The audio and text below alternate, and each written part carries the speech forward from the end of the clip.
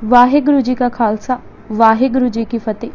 Punjabi audio book YouTube channel सुन रहे सारे ਸਰੋਤਿਆਂ ਨੂੰ ਮੇਰੇ ਸੁਤੰਤਰ ਕੌਰ ਵੱਲੋਂ ਪਿਆਰ ਭਰੀ ਸਤਿ ਸ਼੍ਰੀ ਅਕਾਲ। ਅੱਜ ਅਸੀਂ ਪ੍ਰਤੱਖ ਹਰ ਜੀਵਨੀ ਗੁਰੂ ਅਰਜਨ ਦੇਵ ਜੀ ਕਿਤਾਬ ਦਾ ਅਗਲਾ ਭਾਗ ਪੜ੍ਹਨ ਜਾ ਰਹੇ ਹਾਂ। ਪੰਨਾ ਨੰਬਰ 166। ਭਾਗ 11 ਸ਼ਿਕਾਇਤਾਂ। ਗੁਰੂ ਗ੍ਰੰਥ ਸਾਹਿਬ ਦੀ ਬੀੜ ਵੱਜ ਰਹੀ ਸੀ ਕਿ ਕਈ ਭਗਤ ਕਾਹਨਾਂ ਦੀ ਅਗਵਾਈ ਹੇਠ ਆਏ ਸਨ ਅਤੇ ਗੁਰੂ ਜੀ ਨੇ ਉਹਨਾਂ ਨੂੰ ਰਚਨਾ ਅਨੁਕੂਲ ਨਾ ਜਾਣ ਚਾੜਨ ਤੋਂ ਇਨਕਾਰ ਕਰ ਦਿੱਤਾ ਸੀ। ਬਾਕੀ ਤਾਂ ਚੁੱਪ ਕਰ ਗਏ, ਪਰ ਕਾਹਨਾ ਬਹੁਤ ਤੜਪਿਆ। ਕਾਹਨਾ ਕਲਾਨੌਰ ਦਾ ਰਹਿਣ ਵਾਲਾ ਸੀ, ਚੰਦੂ ਦੇ ਚਾਚੇ ਦਾ ਪੁੱਤ ਭਰਾ ਸੀ। ਇਸ ਆਸ਼ੇ ਨਾਲ ਲਾਹੌਰ ਗਿਆ ਕਿ ਉੱਥੋਂ ਹੋਰ ਭਗਤਾਂ ਤੇ ਫਕੀਰਾਂ ਨੂੰ ਨਾਲ ਲੈ ਕੇ ਦਿੱਲੀ ਚੰਦੂ ਕੋਲ ਜਾਏਗਾ ਅਤੇ ਅਕਬਰ ਪਾਸ ਸ਼ਿਕਾਇਤ ਪਹੁੰਚਾਏਗਾ। ਉਹ ਮਨਸੂਬੇ ਹੀ ਬਣਾ ਰਿਹਾ ਸੀ ਕਿ ਉਸ ਦੀ ਮ੍ਰਿਤੂ ਹੋ ਗਈ। ਪ੍ਰੋਹਿਤਾਂ ਨੇ ਇਹ ਉਡਾ ਦਿੱਤਾ ਕਿ ਕਾਹਨਾ ਗੁਰੂ ਜੀ ਨੇ ਹੀ ਮਰਵਾਇਆ ਹੈ ਅਤੇ ਇਹ ਸ਼ਿਕਾਇਤਨਾਮਾ ਬਣਵਾ ਕੇ ਅਕਬਰ ਪਾਸ ਲੈ ਗਏ। ਉਸ ਵਿੱਚ ਮੁੱਖ ਬਾਤ ਇਹ ਹੀ ਲਿਖੀ ਸੀ ਕਿ ਗੁਰੂ ਅਰਜਨ ਦੇਵ ਜੀ ਇੱਕ ਗ੍ਰੰਥ ਤਿਆਰ ਕਰ ਰਿਹਾ ਹੈ ਜਿਸ ਵਿੱਚ ਮੁਸਲਮਾਨ ਪੀਰਾਂ, ਪੈਗੰਬਰਾਂ, ਆਗੂਆਂ ਅਤੇ ਹਿੰਦੂ ਅਵਤਾਰਾਂ ਤੇ ਦੇਵੀ ਦੇਵਤਿਆਂ ਦੀ ਨਿੰਦਾ ਕੀਤੀ ਹੈ। ਅਕਬਰ ਨੇ ਸ਼ਿਕਾਇਤਨਾਮੇ ਵੱਲ ਕੋਈ ਧਿਆਨ ਨਾ ਦਿੱਤਾ ਕਿਉਂਕਿ ਆਪ ਅਜੇ ਕੁਝ ਸਾਲ ਹੋਏ ਗੋਇੰਦਵਾਲ ਵਿਖੇ ਗੁਰੂ ਅਰਜਨ ਦੇਵ ਜੀ ਦੇ ਮੁਖੋਂ ਬਾਣੀ ਸੁਣ ਗਿਆ ਸੀ ਅਤੇ ਪ੍ਰਭਾਵ ਕਬੂਲਿਆ ਸੀ। ਪਰ ਫਿਰ ਵੀ ਤਸੱਲੀ ਕਰਾਉਣ ਲਈ ਉਸ ਕਿਹਾ ਕਿ ਉਹ ਛੇਤੀ ਹੀ ਪੰਜਾਬ ਦੇ ਦੌਰੇ ਤੇ ਜਾ ਰਿਹਾ ਹੈ, ਪੜਤਾਲ ਆਪੂ ਕਰੇਗਾ। 1605 ਈਸਵੀ ਦੇ ਆਰੰਭ ਵਿੱਚ ਅਕਬਰ ਬਟਾਲਾ ਆਇਆ। ਉਸ ਨੂੰ ਫਿਰ ਕਿਹਾ ਗਿਆ ਕਿ ਅਰਜਨ ਦੇਵ ਜੀ ਨੂੰ ਹਾਜ਼ਰ ਹੋਣ ਲਈ ਆਖਿਆ ਜਾਏ। ਅਕਬਰ ਗੁਰੂ ਜੀ ਦੇ ਪ੍ਰਤੀ ਅਕੀਦਤ ਦਾ ਭਾਵ ਰੱਖਦਾ ਸੀ, ਇਸ ਲਈ ਉਸ ਨੇ ਸਾਜੀ ਬੀੜ ਦੇ ਦਰਸ਼ਨ ਕਰਨ ਲਈ ਲਿਖਿਆ। ਬਾਬਾ ਬੁੱਢਾ ਜੀ ਅਤੇ ਭਾਈ ਗੁਰਦਾਸ ਜੀ ਆਦਰ ਨਾਲ ਸੰਗਤਾਂ ਸਮੇਤ ਗੁਰੂ ਗ੍ਰੰਥ ਸਾਹਿਬ ਦੀ ਬੀੜ ਨਾਲ ਲੈ ਗਏ। ਲੱਗਦਾ ਹੈ ਕਿ ਕਈ ਉਤਾਰੇ ਹੋ ਚੁੱਕੇ ਸਨ।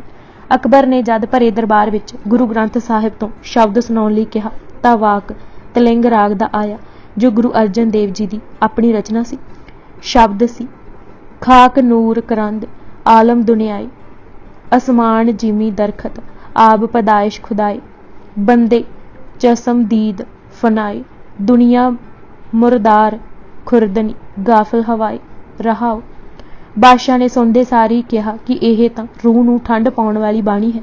ਸ਼ਿਕਾਇਤੀਆਂ ਨੇ ਜਦ ਹੋਰ ਥਾਂ ਤੋਂ ਬਾਣੀ ਪੜ੍ਹਨ ਲਈ ਕਿਹਾ ਤਾਂ ਵਾਕ ਆਇਆ: ਅੱਲਾ ਅਗਮ ਖੁਦਾਈ ਬੰਦੇ, ਛੋੜ ਖਿਆਲ ਦੁਨੀਆ ਕੇ ਧੰਦੇ, ਹੋਏ ਪੈ ਖਾਕ ਫਕੀਰ ਮੁਸਾਫਿਰ, ਇਹ ਦਰਵੇਸ਼ ਕਬੂਲ ਦਰਾ। ਅਕਬਰ ਤਾਂ ਸੁਣ ਕੇ ਖੁਸ਼ ਹੋਇਆ, ਪਰ ਸ਼ਿਕਾਇਤੀ ਛਿੱਥੇ ਵਿੱਚ ਪੈ ਗਏ ਅਤੇ ਆਪਣੇ ਸਾਹਮਣੇ ਦੱਸੀ ਥਾਂ ਤੋਂ ਵਾਕ ਸੁਣਾਉਣ ਲਈ ਕਿਹਾ। ਪਰ ਉਹ ਮੂਰਖ ਕੀ ਜਾਣਦੇ ਸਨ ਕਿ ਗੁੜ ਨੂੰ ਜਿਸ ਪਾਸਿਓਂ ਚੱਕ ਮਾਰੋ ਉਹ ਤਾਂ ਮਿੱਠਾ ਹੀ ਹੈ। ਫਿਰ ਵਾਕ ਕਬੀਰ ਜੀ ਦਾ: ਅਵਲ ਅੱਲਾ ਨੂਰ ਉਪਾਇਆ, ਕੁਦਰਤ ਕੇ ਸਭ ਬੰਦੇ, ਏਕ ਨੂਰ ਤੇ ਸਗ ਜਗ ਉਪਜਿਆ, ਕੌਣ ਭਲੇ ਕੋ ਮੰਦੇ ਆਇਆ। ਬਾਦਸ਼ਾਹ ਇਹ ਵਾਕ ਸੁਣਦੇ ਸਾਰ ਆਪਣੇ ਸਿੰਘਾਸਨ ਤੋਂ ਉਤਰਿਆ ਤੇ ਕਿਹਾ: ਯਹ ਕਿਤਾਬ ਤੋਂ ਤਮੀਜ਼ ਕੇ ਲਾਇਕ ਹੈ। ਵਾਹਿਗੁਰੂ ਦੀ ਪ੍ਰੀਤੀ ਤੇ ਬੰਦਗੀ ਤੋਂ ਇਲਾਵਾ ਮੈਨੂੰ ਤਾਂ ਹੋਰ ਕੁਝ ਨਜ਼ਰੀ ਨਹੀਂ ਆਇਆ। ਇੱਥੇ ਨਾ ਤਾਂ ਕਿਸੇ ਦੀ ਨਿੰਦਾ ਹੈ ਅਤੇ ਨਾ ਉਸਤਤ।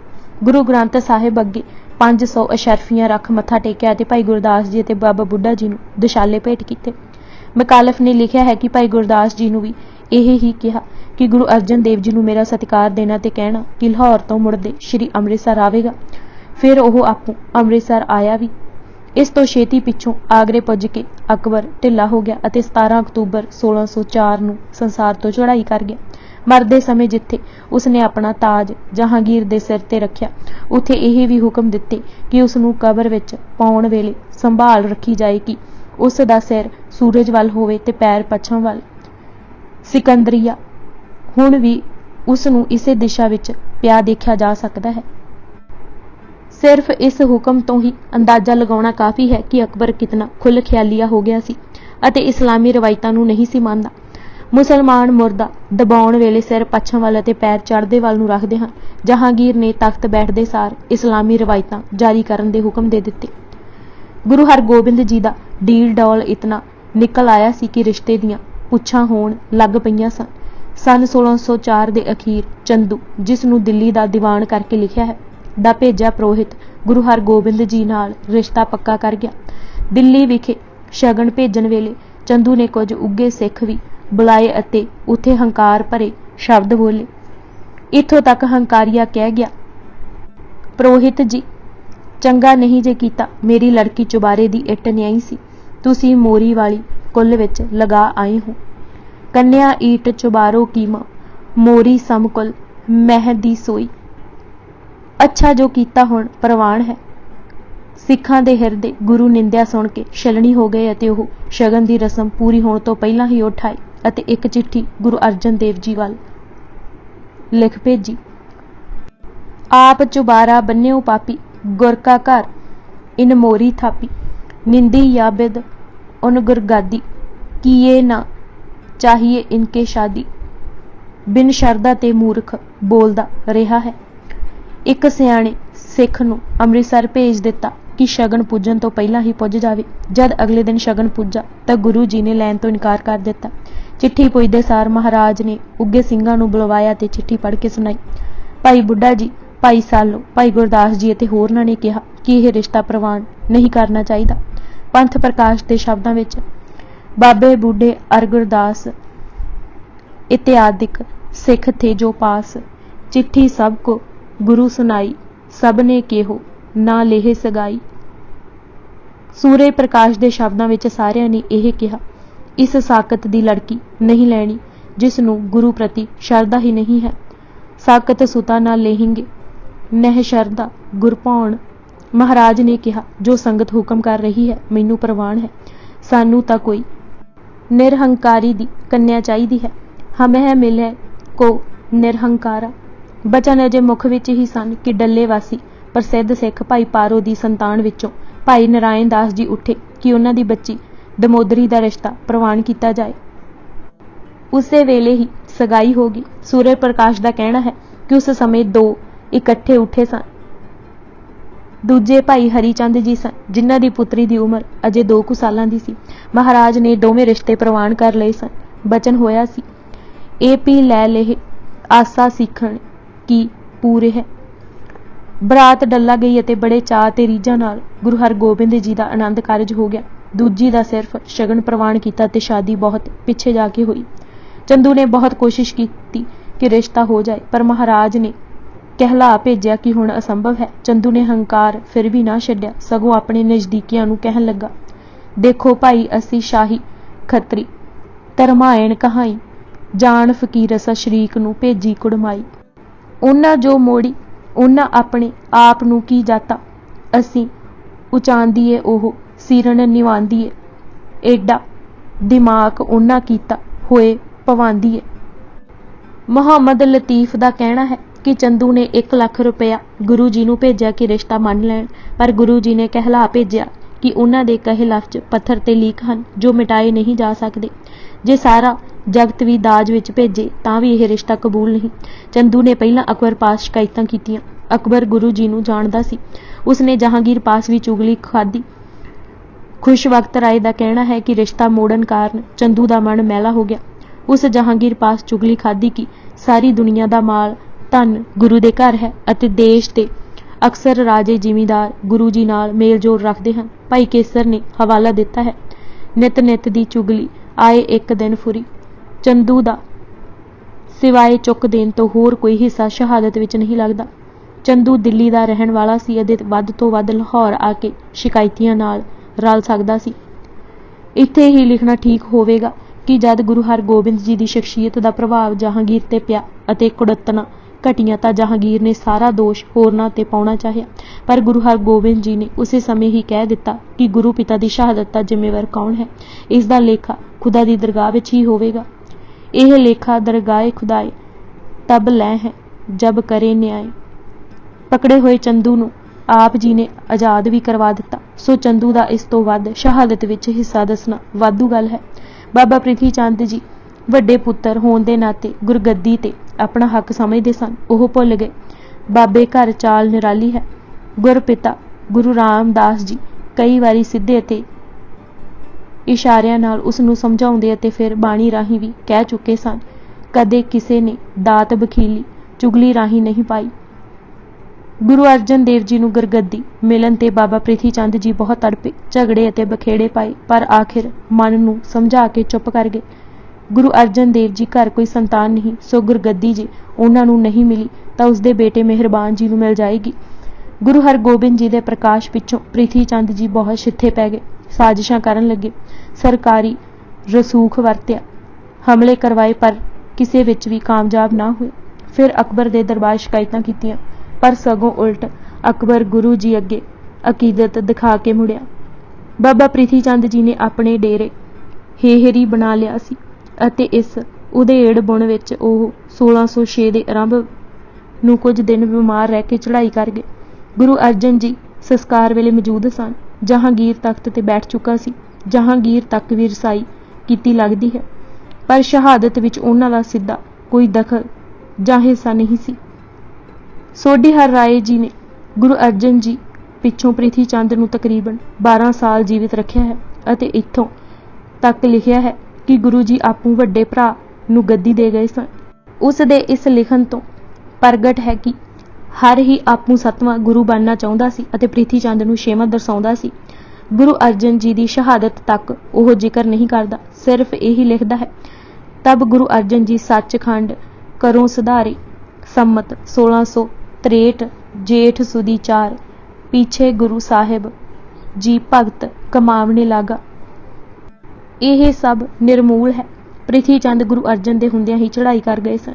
प्रिथी चंद दे किरदार नूं तां दस्सण विच कोई हर्ज नहीं, पर शहादत विच उन्हां दा अते चंदू दा हिस्सा वधा चढ़ा के दसना गुरु जी दी महान शहादत नूं छटाउण तुल है अते घरेलू झगड़े नूं कारण मन लैणा प्रचारना नीवीं पੱਧਰ दी गल है।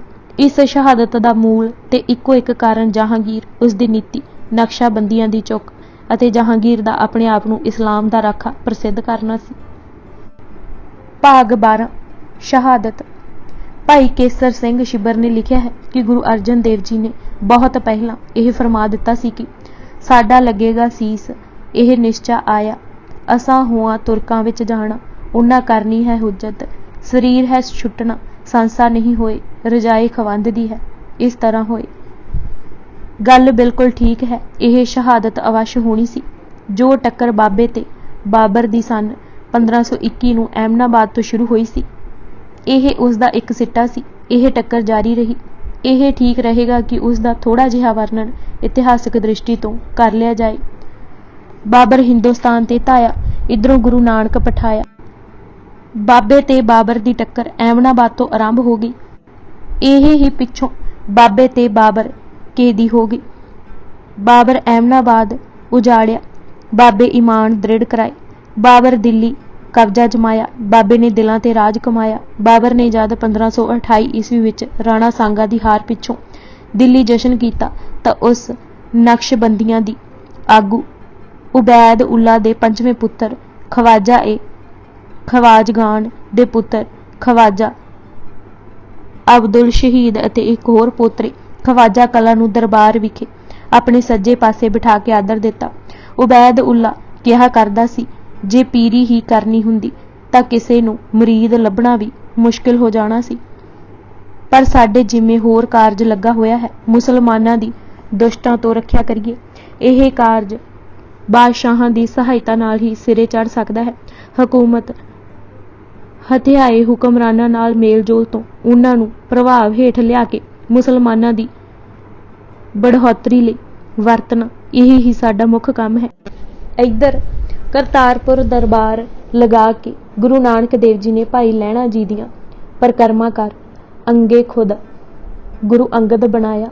नानक राज चलाया, सच कोट सतानी नीव दे बलवंड जी ने गाया।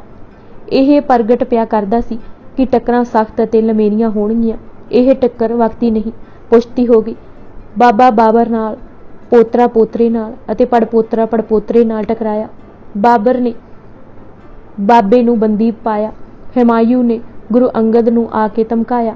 जहांगीर ने गुरु अर्जन देव जी नूं तसीहे दे दे शहीद करवाया अते जहांगीर दे पोतरे औरंगजेब ने गुरु अर्जन देव जी दे पोतरे गुरु तेग बहादुर नूं शहीद कीता।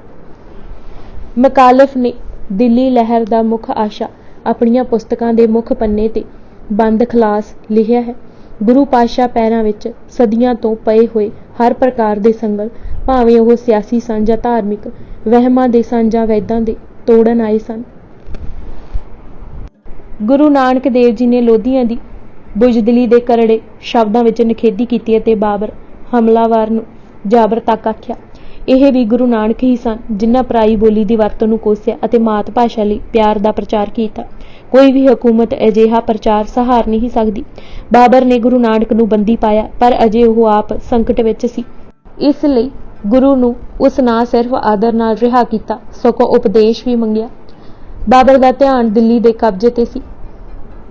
ਕਬਜ਼ੇ ਉਪਰੰਤ ਵੀ ਉਸ ਦਾ ਸਮਾਂ ਜੰਗਾਂ ਵਿੱਚ ਲੰਘਿਆ। ਦੀਨੀ ਭਰਾ ਉਸ ਵੱਲ ਝੁਕ ਰਹੇ ਸਨ। ਨਕਸ਼ਬੰਦੀਆਂ ਨੂੰ ਉਸ ਆਦਰ ਦਿੱਤਾ, ਪਰ ਰਾਜ ਅਜੇ ਪੱਕੇ ਪੈਰਾਂ ਤੇ ਖੜਾ ਨਹੀਂ ਸੀ ਹੋਇਆ ਕਿ ਸੰਨ 1530 ਨੂੰ ਬਾਬਰ ਦਾ ਦੇਹਾਂਤ ਹੋ ਗਿਆ। ਬਾਬਰ ਦਾ ਪੁੱਤਰ ਹਮਾਯੂ ਤਖਤ ਤੇ ਬੈਠਾ, ਪਰ ਇਤਿਹਾਸਕਾਰਾਂ ਲੇਨਪੁਲ ਦੇ ਕਹਿਣ ਅਨੁਸਾਰ ਉਸ ਦਾ ਨਾਂ ਜ਼ਰੂਰ ਖੁਸ਼ਕਿਸਮਤ ਹਮਾਯੂ ਧਰਾਇਆ ਹੋਇਆ ਸੀ, ਪਰ ਉਸ ਜਿਹਾ ਬਦਕਿਸਮਤ ਕੋਈ ਨਾ ਹੋਇਆ ਜੋ ਜ਼ਿੰਦਗੀ ਭਰ ਹੀ ਬਦਨਸੀਬੀ ਭੋਗਦਾ ਰਿਹਾ। ਸਾਰੀ ਹਯਾਤੀ ਉਸ ਦੇ ਪੈਰ ਇੱਕ ਥਾਂ ਟਿਕ ਨਾ ਸਕੇ ਅਤੇ ਇਸੇ ਤਰ੍ਹਾਂ ਲੜਖੜਾਉਂਦਾ ਹੋਇਆ ਮੌਤ ਦੀ ਗੋਦੀ ਵਿੱਚ ਜਾ ਪਿਆ। ਪਹਿਲਾਂ ਗੁਜਰਾਤ ਦੇ ਬਹਾਦਰ ਸ਼ਾਹ ਨੇ ਹਮਾਯੂ ਨੂੰ ਸੁੱਖ ਦਾ ਸਾਹ ਨਾ ਲੈਣ ਦਿੱਤਾ ਅਤੇ ਫਿਰ ਸ਼ੇਰ ਸ਼ਾਹ ਸੂਰੀ ਨੇ ਉਸ ਨੂੰ ਪਛਾੜ ਕੇ ਹਿੰਦੁਸਤਾਨ ਹੀ ਛੱਡਣ ਲਈ ਮਜਬੂਰ ਕਰ ਦਿੱਤਾ। ਇਸ ਵਿੱਚ ਕੋਈ ਸ਼ੱਕ ਨਹੀਂ ਕਿ ਗੁਰੂ ਨਾਨਕ ਦੀ ਤਾਲੀਮ ਤੋਂ ਉਹ ਜਾਣੂ ਸੀ। ਸ਼ੁਰੂ ਸੰਨ 1540 ਨੂੰ ਹਮਾਯੂ ਜਦ ਖਡੂਰ ਸਾਹਿਬ ਨੇੜਿਓਂ ਲੰਘਿਆ ਤਾਂ ਰੋਹ ਵਿੱਚ ਗੁਰੂ ਅੰਗਦ ਦੇਵ ਜੀ ਤੇ ਤਲਵਾਰ ਵੀ ਉਠਾਈ, ਪਰ ਉਹ ਰੁਕ ਗਿਆ ਜਦ ਅੱਗੋਂ ਗੁਰੂ ਜੀ ਨੇ ਠਰਮੇ ਵਿੱਚ ਬਚਨ ਕਹੇ। ਸ਼ਹਾਦਤ ਤਾਂ ਉਸ ਵੇਲੇ ਹੀ ਹੋ ਜਾਣੀ ਸੀ, ਪਰ ਆਪੂ ਮੁਸੀਬਤ ਵਿੱਚ ਹੋਣ ਕਾਰਨ ਫਕੀਰ ਦੀ ਆਧਾ ਭਾਗੀ ਨਹੀਂ ਸੀ ਬਣਨਾ ਚਾਹੁੰਦਾ। 15 ਸਾਲ ਹਮਾਯੂ ਦਰ-ਦਰ ਦੀਆਂ ਠੋਕਰਾਂ ਖਾਂਦਾ ਰਿਹਾ। ਈਰਾਨ ਦੇ ਬਾਦਸ਼ਾਹ ਨੇ ਉਸ ਦੀ ਮਦਦ ਕੀਤੀ ਅਤੇ ਸੰਨ 1555 ਨੂੰ ਹਮਾਯੂ ਨੇ ਫੇਰ ਹਿੰਦੁਸਤਾਨ ਤੇ ਕਬਜ਼ਾ ਜਮਾ ਲਿਆ। ਅਜੇ ਤਖਤ ਤੇ ਬੈਠਿਆਂ 6 ਮਹੀਨੇ ਹੀ ਹੋਏ ਸਨ ਕਿ ਦਿੱਲੀ ਲਾਇਬ੍ਰੇਰੀ ਦੀਆਂ ਪੌੜੀਆਂ ਤੋਂ ਉਸ ਦਾ ਪੈਰ ਖਿੜਕ ਗਿਆ ਅਤੇ ਐਸਾ ਡਿੱਗਾ ਕਿ ਫੇਰ ਉੱਠ ਹੀ ਨਾ ਸਕਿਆ। ਹਮਾਯੂ ਨੂੰ ਵੀ ਐਸਾ ਮੌਕਾ ਨਾ ਮਿਲ ਸਕਿਆ ਕਿ ਉਹ ਗੁਰੂ ਘਰ ਨਾਲ ਸਿੰਝੇ ਜਾਂ ਉਠਾਈ ਜਾ ਰਹੀ ਆਵਾਜ਼ ਨੂੰ ਬੰਦ ਕਰ ਦੇਵੇ। ਸੰਨ 1556 ਨੂੰ ਅਕਬਰ ਤਖਤ ਤੇ ਬੈਠਾ। ਕੁਝ ਸਾਲ ਉਸ ਨੂੰ ਸੰਭਲਦੇ ਲੰਘੇ, ਪਰ ਫੈਜੀ ਤੇ ਅਬੁਲ ਫਜ਼ਲ ਭਰਾਵਾਂ ਦੇ ਪ੍ਰਭਾਵ ਹੇਠ ਉਸ ਸੁਲਹ-ਏ-ਕੌਮ ਦੀ ਨੀਤੀ ਅਪਣਾਈ। ਬਦਾ-ਉਨੀ ਜਿਹਾ ਅਕਬਰ ਦਾ ਕੱਟੜ ਵਿਰੋਧੀ ਇਤਿਹਾਸਕਾਰ ਜੋ ਉਸ ਦੀ ਹਰ ਗੱਲ ਨੂੰ ਨਿੰਦਦਾ ਹੈ, ਪਰ ਸਵੀਕਾਰ ਕਰਦਾ ਹੈ ਕਿ ਅਕਬਰ ਧਾਰਮਿਕ ਖੁੱਲ੍ਹ ਖਿਆਲੀਆ ਸੀ ਅਤੇ ਹਰ ਕੋਈ ਪ੍ਰਭਾਤੇ ਉਸ ਨੂੰ ਸਿਜਦੇ ਵਿੱਚ ਦੇਖ ਸਕਦਾ ਸੀ। ਉਸ ਇਬਾਦਤਖਾਨਾ ਵੀ ਬਣਾਇਆ ਜਿੱਥੇ ਸਾਰੇ ਧਰਮਾਂ ਦੇ ਆਗੂਆਂ ਦੇ ਵਿਚਾਰ ਸੁਣਿਆ ਕਰਦਾ ਸੀ। ਸਿੱਖ ਧਰਮ ਦੇ ਮੁਖੀ ਭਾਈ ਗੁਰਦਾਸ ਜੀ ਵੀ ਇਬਾਦਤਖਾਨੇ ਵਿੱਚ ਆਪਣੀਆਂ ਵਿਚਾਰਾਂ ਦੱਸਦੇ ਰਹੇ। ਡਾਕਟਰ ਚੌਧਰੀ ਖੁਦਾਦਾਦ ਤਾਂ ਕਿਹਾ ਕਰਦੇ ਸਨ ਕਿ ਹਰ ਇੱਕ ਮਹਾਜਬ ਦਾ ਟਾਕਰਵਾਂ ਮੁਤਾਲਿਆ ਕਰਨ ਦਾ ਅਸੂਲ ਅਕਬਰ ਨੇ ਸਿੱਖ ਘਰ ਤੋਂ ਹੀ ਅਪਣਾਇਆ ਸੀ। ਅਕਬਰ ਹੁਣ ਕਹਿਣ ਲੱਗ ਪਿਆ ਸੀ, ਜਜ਼ੀਆ ਪ੍ਰਾਪਤ ਕਰਕੇ ਗਰੀਬਾਂ ਅਤੇ ਅਧੀਨਾਂ ਨੂੰ ਤੰਗ ਕਰਨਾ ਚੰਗਾ ਪ੍ਰਤੀਤ ਨਹੀਂ ਹੁੰਦਾ। ਧਾਰਮਿਕ ਫਰਕ ਨੂੰ ਮਿਟਾ ਕੇ ਪਰਮਾਤਮਾ ਦੇ ਸਾਰੇ ਬੰਦਿਆਂ ਨੂੰ ਇੱਕੋ ਅੱਖ ਨਾਲ ਦੇਖਣਾ ਚਾਹੀਦਾ ਹੈ। ਜਿਵੇਂ ਸੂਰਜ ਦੀ ਰੌਸ਼ਨੀ ਤੋਂ ਭਲੇ ਬੁਰੇ ਸਭ ਆਸਤਕ ਨਾਸਤਕ ਫੈਜ਼ਯਾਬ ਹੁੰਦੇ ਹਨ, ਤਿਵੇਂ ਬਾਦਸ਼ਾਹ ਵੀ ਪਰਮਾਤਮਾ ਦੇ ਬੰਦਿਆਂ ਨਾਲ ਇੱਕਸਾਰ ਵਰਤਾਓ ਕਰੇ। ਹਿੰਦੂਆਂ ਮੁਸਲਮਾਨਾਂ ਦਾ ਵੈਰ ਕਿਉਂ ਹੈ, ਜਦ ਕਿ ਇਹ ਹੀ ਪ੍ਰਕਾਸ਼ ਤੋਂ ਮੱਕਾ ਅਤੇ ਮੰਦਰ ਰੌਸ਼ਨ ਹਨ। ਮਾਮਲਾ ਉਗਰਾਉਣ ਵਿੱਚ ਵੀ ਕਰੜਾਈ ਨਾ ਕਰੋ, ਕਿਉਂਕਿ ਕਰੜਾਈ ਕਰਨ ਵਾਲਾ ਭੈੜੀ ਮੌਤ ਮਰਦਾ ਹੈ। ਲੋਕਾਂ ਨਾਲ ਨਰਮੀ ਦਾ ਵਰਤਾਓ ਕਰੋ। ਧਰਮ ਸੰਬੰਧੀ ਐਸੀਆਂ ਵਿਚਾਰਾਂ ਵੀ ਉਹ ਦਿੰਦਾ ਸੀ ਕਿ ਅੰਧ ਵਿਸ਼ਵਾਸ ਦੀ ਹਨੇਰੀ ਵਿੱਚ ਸੱਤ ਦੀ ਭਾਲ ਅਤੇ ਅਸੱਤ ਵਿੱਚ ਫਰਕ ਦੱਸਣ ਦਾ ਦੀਵਾ ਬੁਝ ਗਿਆ ਹੈ। ਅਸਲ ਗੱਲ ਨੂੰ ਵਿਚਾਰਨ ਜਾਂ ਧਰਮ ਨੂੰ ਚੰਗੀ ਤਰ੍ਹਾਂ ਸਮਝਣ ਦੀ ਥਾਂ ਉਹਨਾਂ ਉੱਤੇ ਸ਼ਰਧਾ ਅਤੇ ਉਹਨਾਂ ਦੀਆਂ ਰੀਤਾਂ ਨੂੰ ਸੱਚ ਧਰਮ ਸਮਝ ਲੈਂਦਾ ਹੈ ਜੋ ਮਾਤ ਪਿਤਾ ਮਿੱਤਰਾਂ ਗਵਾਂਢੀਆਂ ਤੋਂ ਉਸ ਸੁਣ ਰੱਖੀਆਂ ਹਨ। ਕੱਟੜ ਖਿਆਲੀਏ ਮੁਸਲਮਾਨ ਅਕਬਰ ਵਿਰੁੱਧ ਪ੍ਰਚਾਰ ਕਰਨ ਲੱਗ ਪਏ ਸਨ। ਉਹ ਚਿਸ਼ਤੀ ਸਿਲਸਿਲੇ ਤੋਂ ਪ੍ਰਭਾਵਿਤ ਸੀ। ਨਕਸ਼ਬੰਦੀਆਂ ਨੂੰ ਉਸ ਨੇੜੇ ਨਾ ਆਉਣ ਦਿੱਤਾ। ਜਹਾਂਗੀਰ ਦੇ ਜਨਮ ਤੇ ਅਕਬਰ ਨੇ ਫਤਿਹਪੁਰ ਸੀਕਰੀ ਤੋਂ ਅਜਮੇਰ ਤੱਕ ਦਾ ਪੈਂਡਾ, ਜੋ 12-12 ਕੋਹ ਦੇ 7 ਪੜਾਅ ਸਨ, ਪੈਦਲ ਤੈਅ ਕੀਤਾ। ਨਾਂ ਵੀ ਸਲੀਮ ਰੱਖਿਆ। ਅਜਮੇਰ ਚਿਸ਼ਤੀ ਪੀਰ ਦਾ ਨਾਂ ਸ਼ੇਖ ਸਲੀਮ ਸੀ। ਗੁਰੂ ਅਮਰਦਾਸ ਜੀ ਅਤੇ ਗੁਰੂ ਰਾਮਦਾਸ ਜੀ ਦੇ ਸਮੇਂ ਵਿਰੋਧੀਆਂ ਨੇ ਈਰਖਾ ਕਰਕੇ ਅਕਬਰ ਤੱਕ ਸ਼ਿਕਾਇਤਾਂ ਕੀਤੀਆਂ, ਪਰ ਹਰ ਵਾਰੀ ਅਕਬਰ ਨੇ ਈਰਖਾਲੂਆਂ ਨਿੰਦਕਾਂ ਨੂੰ ਝੂਠਾ ਕੀਤਾ, ਸਗੋਂ ਗੁਰੂ ਪਾਤਸ਼ਾਹ ਦਾ ਆਦਰ ਕੀਤਾ। ਇੱਥੋਂ ਤੱਕ ਕਿ ਗੁਰੂ ਅਮਰਦਾਸ ਜੀ ਦੀ ਲੜਕੀ ਬੀਬੀ ਭਾਨੀ ਦੇ ਨਾਂ ਬੇਨਤੀ ਕਰਕੇ ਜਗੀਰ ਵੀ ਲਗਵਾਈ। ਗੁਰੂ ਅਰਜਨ ਦੇਵ ਜੀ ਅਕਬਰ ਦੇ ਹੁੰਦਿਆਂ ਹੀ ਸੰਨ 1581 ਨੂੰ ਤਖਤ ਤੇ ਬੈਠੇ। ਵਿਰੋਧੀਆਂ ਨੇ ਫਿਰ ਕਈ ਵਾਰੀ ਸ਼ਿਕਾਇਤਾਂ ਕੀਤੀਆਂ, ਪਰ ਉਹਨਾਂ ਦੀ ਦਾਲ ਨਾ ਗਲੀ। ਗੁਰੂ ਗ੍ਰੰਥ ਸਾਹਿਬ ਵਿਰੁੱਧ ਵੀ ਊਜਾਂ ਲਗਾਈਆਂ, ਪਰ ਅਕਬਰ ਨੇ ਆਦਿ ਗੁਰੂ ਗ੍ਰੰਥ ਸਾਹਿਬ ਨੂੰ ਇੱਕ ਮਹਾਨ ਸਰਬ ਸਾਂਝਾ ਆਦਰਯੋਗ ਗ੍ਰੰਥ ਕਹਿ ਕੇ ਸਿਰ ਨਿਵਾਇਆ। ਜਹਾਂਗੀਰ ਦਾ ਗੁਰੂ ਘਰ ਸੰਬੰਧੀ ਵਤੀਰਾ ਅਤੇ ਅਕਬਰ ਦਾ ਗੁਰੂ ਘਰ ਦੇ ਆਦਰ ਦਾ ਟਾਕਰਾ ਤੁਜਕ ਤੇ ਅਕਬਰਨਾਮਾ ਤੋਂ ਹੀ ਹੋ ਜਾਂਦਾ ਹੈ। ਅਕਬਰਨਾਮਾ ਦੇ ਪੰਨਾ 2514 ਤੇ ਲਿਖਿਆ ਹੈ ਕਿ ਅਕਬਰ ਹਾਥੀ ਤੇ ਸਵਾਰ ਹੋ ਗੋਇੰਦਵਾਲ ਕੋਲੋਂ ਆਪਣੀ ਜੇਤੂ ਫੌਜ ਸਮੇਤ ਲੰਘਿਆ। ਉੱਥੇ ਹੀ ਦਰਿਆ ਪਾਰ ਕੀਤਾ। ਉਸੇ ਦਿਨ ਬਾਦਸ਼ਾਹ ਗੁਰੂ ਅਰਜਨ ਦੇਵ ਜੀ ਦੇ ਡੇਰੇ ਵੀ ਗਿਆ। ਇਹ ਪਿਓ ਦਾਦੇ ਤੋਂ ਹਿੰਦੂਆਂ ਦੇ ਸ਼੍ਰੋਮਣੀ ਨੇਤਾ ਚਲੇ ਆ ਰਹੇ ਸਨ।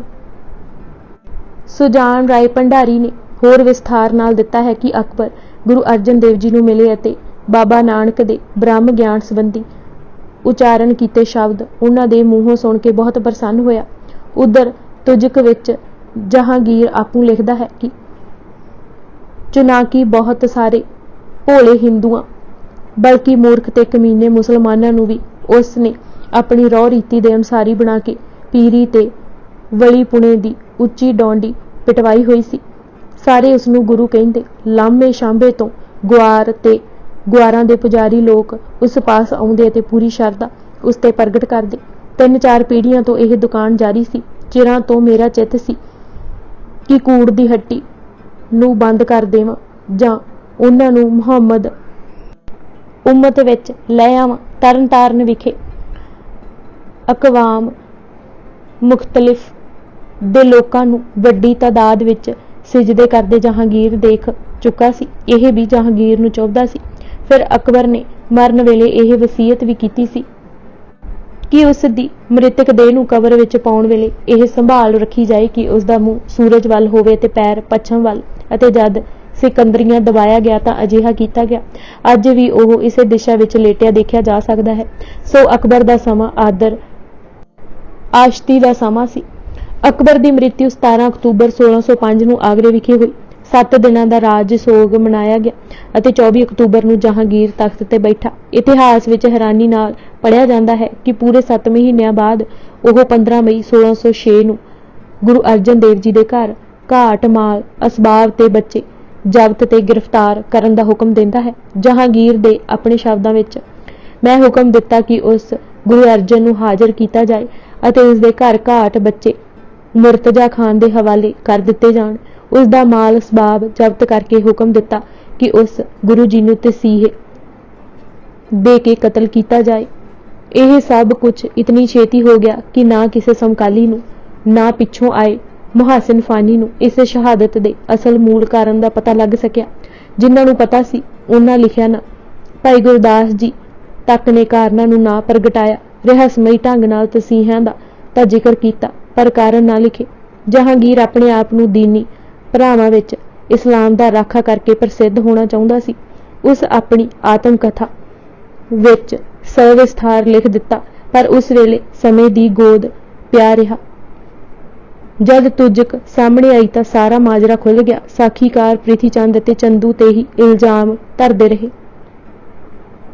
ਉਂਝ ਗੁਰੂ ਹਰਗੋਬਿੰਦ ਜੀ ਨੇ ਜਹਾਂਗੀਰ ਨੂੰ ਕਹਿ ਦਿੱਤਾ ਸੀ ਕਿ ਪਿਤਾ ਦੀ ਸ਼ਹਾਦਤ ਦਾ ਲੇਖਾ ਖੁਦਾ ਦੀ ਦਰਗਾਹ ਵਿੱਚ ਹੀ ਹੋਵੇਗਾ। ਸ਼੍ਰੀ ਰਾਮ ਸ਼ਰਮਾ ਨੇ ਮੁਗਲਾਂ ਦੀ ਧਾਰਮਿਕ ਨੀਤੀ ਬਾਰੇ ਲਿਖਿਆ ਹੈ ਕਿ ਜਹਾਂਗੀਰ ਵੇਲੇ ਮੁਗਲਾਂ ਦੀ ਧਾਰਮਿਕ ਨੀਤੀ ਨੇ ਪੁੱਠੀ ਭਵਾਟੀ ਮਾਰੀ। ਜਹਾਂਗੀਰ ਉਤਨਾ ਖੁੱਲ੍ਹਦਿਲਾ ਨਹੀਂ ਸੀ ਜਿਤਨਾ ਉਸ ਦਾ ਬਾਪ ਅਕਬਰ। ਤਖਤ ਤੇ ਬੈਠਦਿਆਂ ਸਾਰ ਹੀ ਉਸਨੇ ਐਲਾਨ ਕੀਤਾ ਕਿ ਉਹ ਇਸਲਾਮ ਦੀ ਰੱਖਿਆ ਕਰੇਗਾ। ਉਹ ਆਪਣੇ ਰਾਜ ਵਿੱਚ ਅਜਿਹੇ ਕੇਂਦਰ ਨਹੀਂ ਰਹਿਣ ਦੇਵੇਗਾ ਜਿਨ੍ਹਾਂ ਦੀ ਹੋਂਦ ਸਰਕਾਰ ਲਈ ਮਾਰੂ ਅਤੇ ਇਸਲਾਮ ਲਈ ਹਾਨੀਕਾਰਕ ਸਾਬਿਤ ਹੋਵੇ। ਮੁਸਲਮਾਨ ਦਾ ਧਰਮ ਤਬਦੀਲ ਕਰਨਾ ਉਸ ਨੂੰ ਸੱਲ ਵਾਂਗ ਲੱਗਦਾ ਸੀ। ਉਸ ਦਾ ਆਪਣੀ ਤੁਜਕ ਵਿੱਚ ਚਿਰਾਂ ਤੋਂ ਲਿਖਣਾ ਦੱਸਦਾ ਹੈ ਕਿ ਗੁਰੂ ਘਰ ਦੇ ਘੇਰੇ ਨੂੰ ਵੱਧਦਾ ਉਹ ਦੇਖਦਾ ਰਿਹਾ ਸੀ, ਪਰ ਉਸ ਨੂੰ ਇੱਕ ਅੱਖ ਨਹੀਂ ਸੀ ਪਾਉਂਦਾ।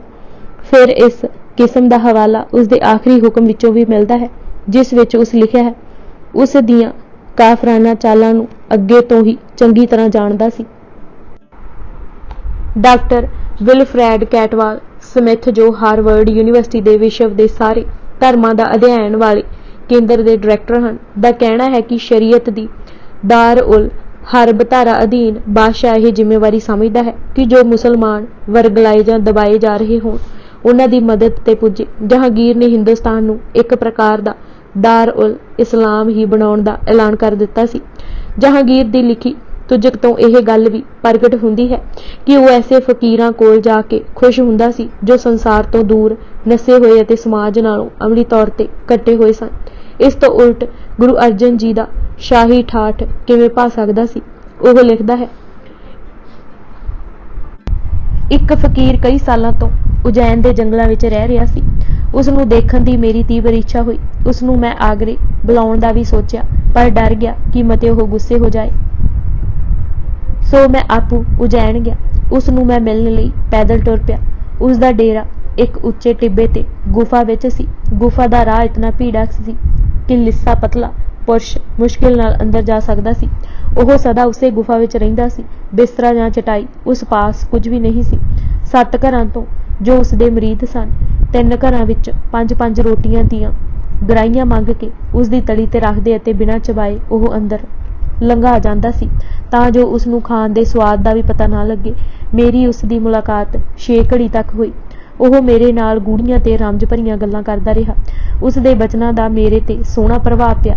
ਮੇਰੇ ਮਿਲਣ ਤੇ ਉਹ ਬਹੁਤ ਖੁਸ਼ ਹੋਇਆ। ਜਿਸ ਵੇਲੇ ਮੇਰੇ ਪਿਤਾ ਅਕਬਰ ਅਸੀਰਗੜ੍ਹ ਜਿੱਤ ਕੇ ਆਗਰੇ ਮੁੜ ਰਹੇ ਸਨ, ਤਾਂ ਇਸੇ ਥਾਂ ਇਹਨਾਂ ਦੀ ਇਸ ਫਕੀਰ ਨਾਲ ਮੁਲਾਕਾਤ ਹੋਈ ਸੀ।